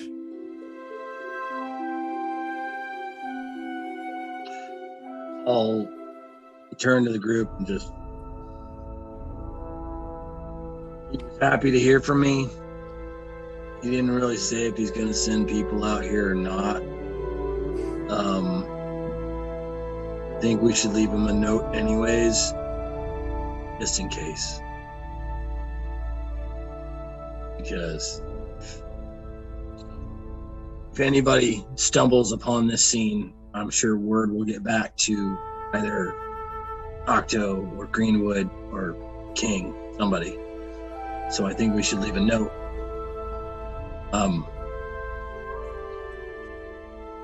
The cloak that I left on Belladonna, because I switched cloaks, I would like it to be the Folly, my cloak from the Folly, and leave that there as a symbol that we're the ones that solved this situation. Okay. It was an expensive cloak, my dude. But I think the message is important. Okay. Branding, my dear Brandon. There's like 2,000 dead zombies, a dead zombie dragon, dead zombie giants. Fucking Folly. We don't need. Stoic.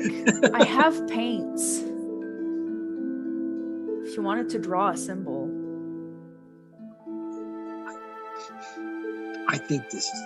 Don't piss on my drama. Okay, this is very dramatic. I think this is good. I just kind of look over at Lopi and I'm just like, What? I feel like I'm getting outnumbered here. Under my breath, I'm like, well, that's what happens when you try to have a heart-to-heart with someone and they literally disappear for a minute.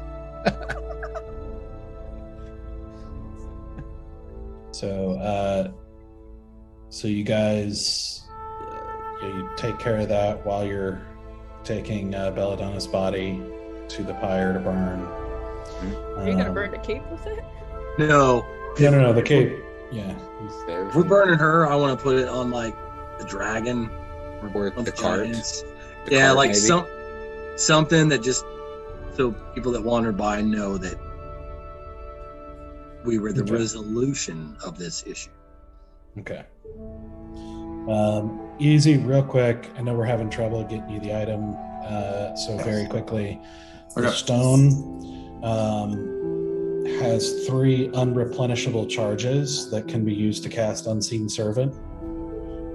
Okay. And the ring is once per short rest. when rolling hit die, you may choose to re-roll up to 2 dice and keep the second result. Oh, Okay. advantage on hit die. Yeah, sure. Yeah. Okay. Let's see. Sylenna does not go anywhere near the pyre where Belladonna's burning. It just sort of stays over, like in the cave. Sithris uncharacteristically doesn't, like in this like 20 minutes or so, 20, 30 minutes or so that you guys are doing all this stuff, doesn't just bother you and talk incessantly like he normally does, but just sort of like stands, over kind of by the edge of the woods, and with Storm kind of uncharacteristically staying on his shoulder, where she's normally kind of flitting about anywhere and everywhere. Sithris didn't answer my question, so I just wanted, like, are we taking our horses and cart through this portal, or is this like pack up what you can carry and that's that?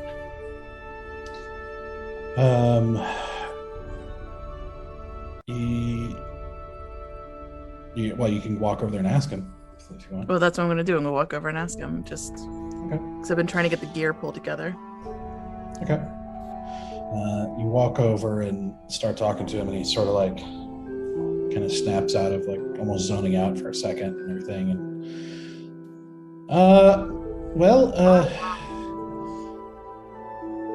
I don't think we'll be able to take the wagon.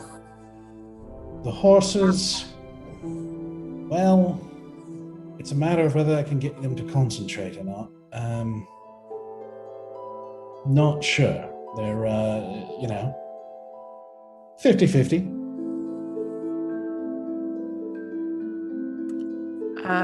I'm going to write a note on and tuck it into my saddlebag on Keshi, and the note is just something to say like, if found, return to Lord Greenwood in Elduin. Her name is Keshi. Don't fuck with her. Okay. And I just like kind of like hook everything up so it's like the stirrups are up and locked, so if she does decide to run, nothing's hitting her, like nothing's gonna bother her. And I'm gonna undo the bridle part and just stuff it into the saddlebag so she has free movement of her head to do what she needs to do. And then I'm gonna ask the boys, do you want to take your horses with you, or? Seems like it might be unpredictable enough just for us, let alone bringing additional entities, things into this massive unknown. So, yeah. Okay, then That's enough for me. I'll start writing notes for each horse, kind of like saying return to Lord Greenwood in Elduin, and on Stoics. I'm gonna write like P.S. feed extra apples. Bullshit. And you're right on mine that Stuff there it. will be compensation. Of course. And do you want I to don't return trust- to Lord Greenwood as well, or no? I don't know him. He don't know me. Well, Where would you that's like not true. if your horse? He employed me once. He did. Where would you like your horse to end up? There's a stable in there. Send it back to there, and I'll pay fees and shit. Okay, so the stables of Elduin, financial compensation will be provided, and I'm gonna stuff like 5 gold in the pack as well, so at least like her horse can get like tacked up when it arrives there. or someone's gonna steal 5 gold from this horse. Stay in there, yeah. It's not, but I like fold it into the note in hopes that something will come of it. Good luck, I care a lot about horses, okay? I'm just gonna pet Carl's nose and go, "Don't you follow her horse. You listen to me. Go home, Carl. Go home." And then I'm just gonna give him a good smack on the ass. See what he does. I'm just gonna gently stroke Keshi on the forelock, and I'm just gonna be like, try to find your way back to the stables. Keep an eye out for the other horses. They are pretty stupid. Okay. Last thing we need them is them starving to death with grass all around them, if you understand what I'm saying. Oh.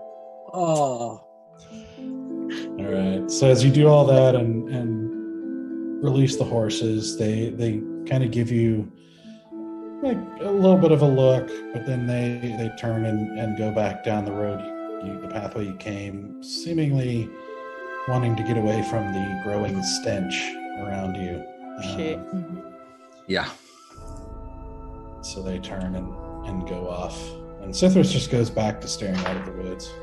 He's talking. Yeah, and I leave a note on the cart. And it's not specifically addressed to Octo.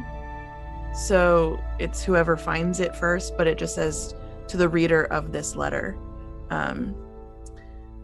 Upon this heath, like I try to be as poetic as I can about like describing what happened here, like trying to pull my best poetress writer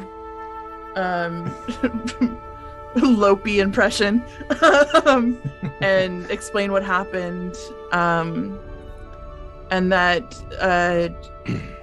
though it could be that there is respite from this threat, an ever greater threat still lingers, and it is up to us, the good and righteous people of this world, to stand up against those that would wish to cause harm, to do evil. Like very like triumphant speech, and then I sign it, the Folly. Do a performance check.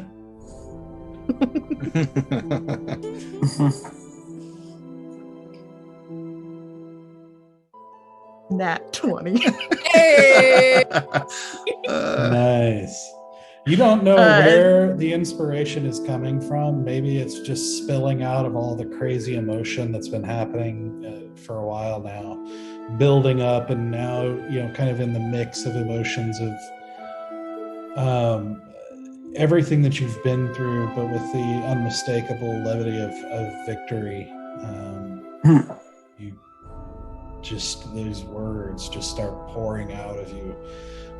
You feel like you have never written better in your life, and you sign that account with pride.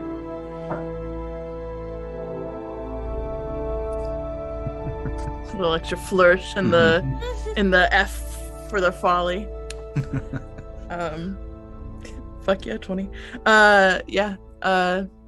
Just hold it up nice and pretty, tack it with a, I don't know what. It's there for who finds it.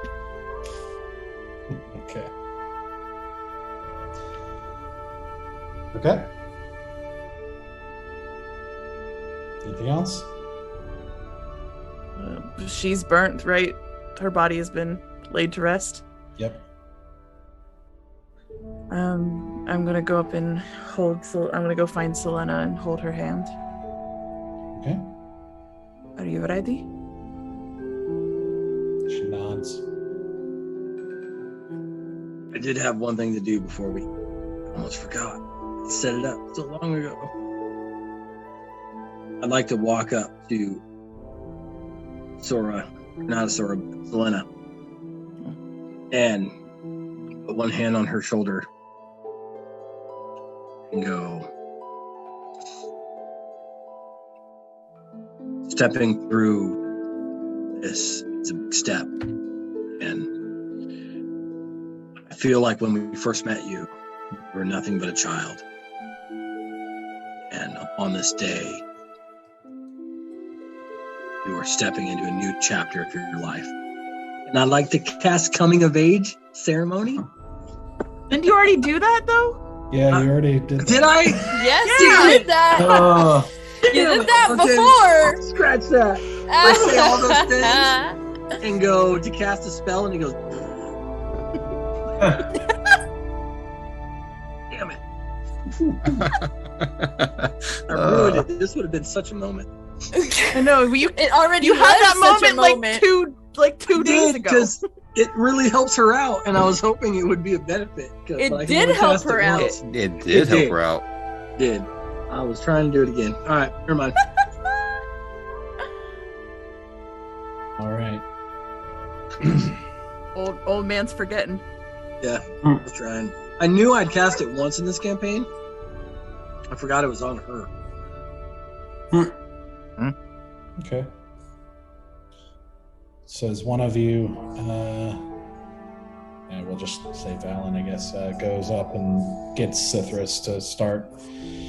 As you guys get ready or whatever, Valen, as you walk up, you just overhear the tail end of Cithras talking to Storm, and you hear him saying, like, that's what I don't get. Like, first you with the kids, and now me with this. I don't understand.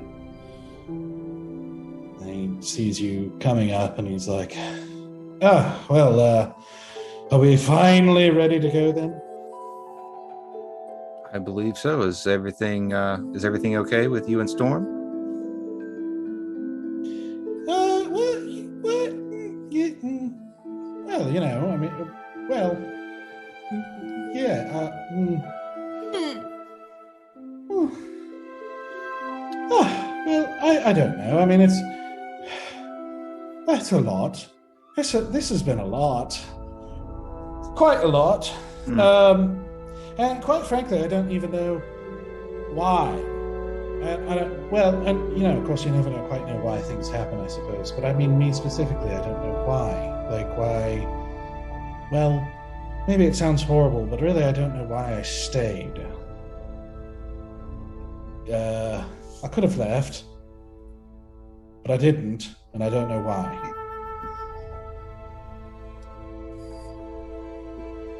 Sounds like you might have a little bit of courage in you. Oh, gods, I hope not.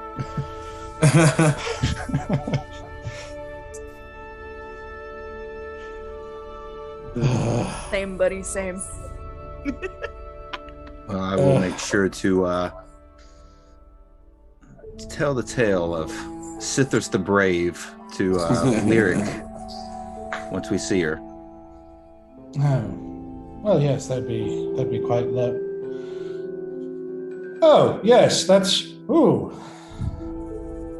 You know, maybe we should just stay here and camp out for a few days. You know, you just took really on marinate. a dragon lich or undead dragon. You just took on a bunch of other like zombies and undead creatures. A powerful necromancer. I think that talking to a girl is going to be the least of your problems. Well, yeah, I didn't love any of these people. It's not nearly as scary. Come on now. You should know. You of all people.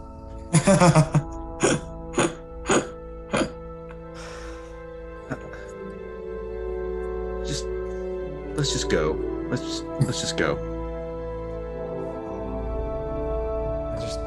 You know, I'm not ready. I hadn't finished writing any sort of poem or anything I was going to write, and then I didn't get a good night's sleep because it's a stupid dream, and not ready. Sometimes you just One have is to take the never plunge. ready for love. Yeah. Exactly. Is it the same dream? I think we all had the same dream. Same dream. People usually don't have the same dream. What was your dream? Well, it was some rather boring bloke rattling on and on about some girl that he was torturing or something. I don't know, it seemed quite horrible what they were doing to her, but I don't really know who it was or who he was. And it's not real, it's just a dream. What does it matter? We all had the same dream. Well, I had the same dream. As did I. So did I. That's why it's weird. Second time now that these weirdos have had the same dream. Mm-hmm. You're trying to fool me. Nope. And You I show him all my notes. conspired. Yeah, I start show him giving the notes details. I wrote right in the Mhm. morning. Well. All right.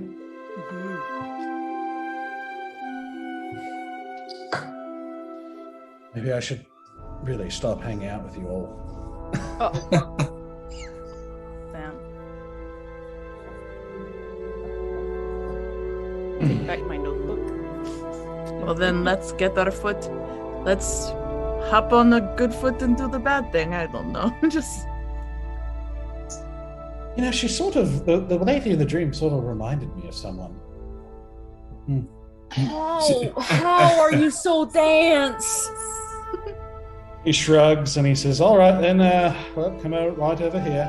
And he directs you over to like a place right on the edge of the water. And you see a branch is like sticking up out of the water a little bit over the land. And he kind of gathers you around this little branch. And he says, well, this is it. Ready? Like we jump or we cross? Well, sort of neither, or maybe both. I suppose the language you use is not really that important. Just right on through Squeeze here, onto huh? Sylenna's hand a little bit tighter. I go ahead and I'm ready to go. I'm like, but I do whip out my wand of mystery just in case. Which I don't have. I gave it to him. I forgot about that. All right, so if you look really closely here, well, don't look too hard yet, but if you look really closely here, you'll see this. And he points at the branch. You see a dewdrop, like a single dewdrop right on the top of the branch. Never would have noticed it if you hadn't pointed it out or anything. He's like, all right, so when I say go, I want you to look at this dewdrop and I want you to concentrate really hard. Oh yeah, we should probably all like hold hands, because if we don't all do it at the same time, we could end up crossing at different times, and well, crossing is a bit of a wonky thing with time. So probably best to go at the same time, if we can. Okay. All right. And he So it slowly moves between Easy and Valen. I'll grab Bear's hand so he doesn't be left out. I'll hold Valen's other hand, and I have a Sylenna in mine. Guess a link to whoever's at the end as well. I've got Stoic and Briar. I mean, I'm spoken for, so By like 6 people. I know, right? I got Valen's hand. No, I got Valen's hand. Listen, Stoic, if you hadn't bailed on me and then got awkward about it, you could have had your hand held too. All right. I purposely stood between Valen and Easy. Stithris goes to the end and takes Sylena's hand, and then takes Storm's hand in between two fingers on the other side. And he says, all right. Now, so like I said, when I say go, concentrate on the dewdrop. Now, brace yourself. This is really going to hurt. Go.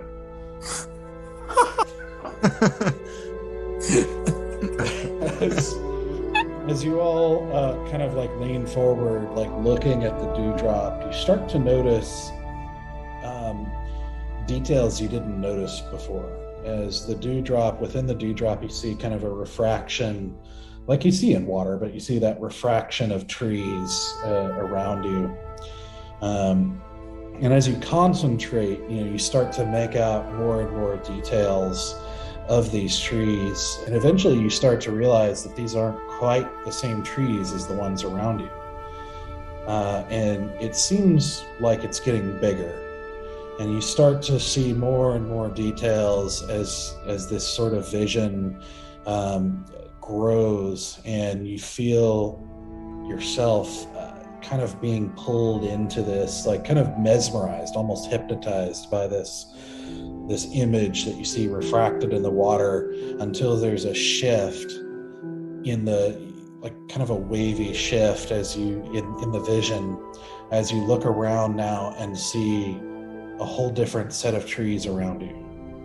And you find yourself, one of the first things you notice is the light seems different.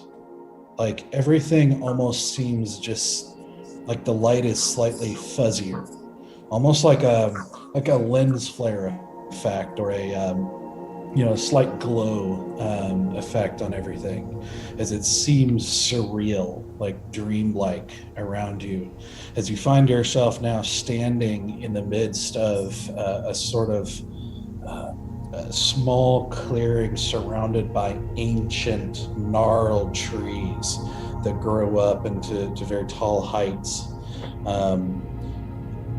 but all of them seemingly connected at the roots. And you see roots kind of rising and falling out of the ground, and you see some of them quite large and kind of twisted and grown into these sort of patterns in rows, leading up into what you can see in the distance, a gigantic tree, like just towering high into the sky.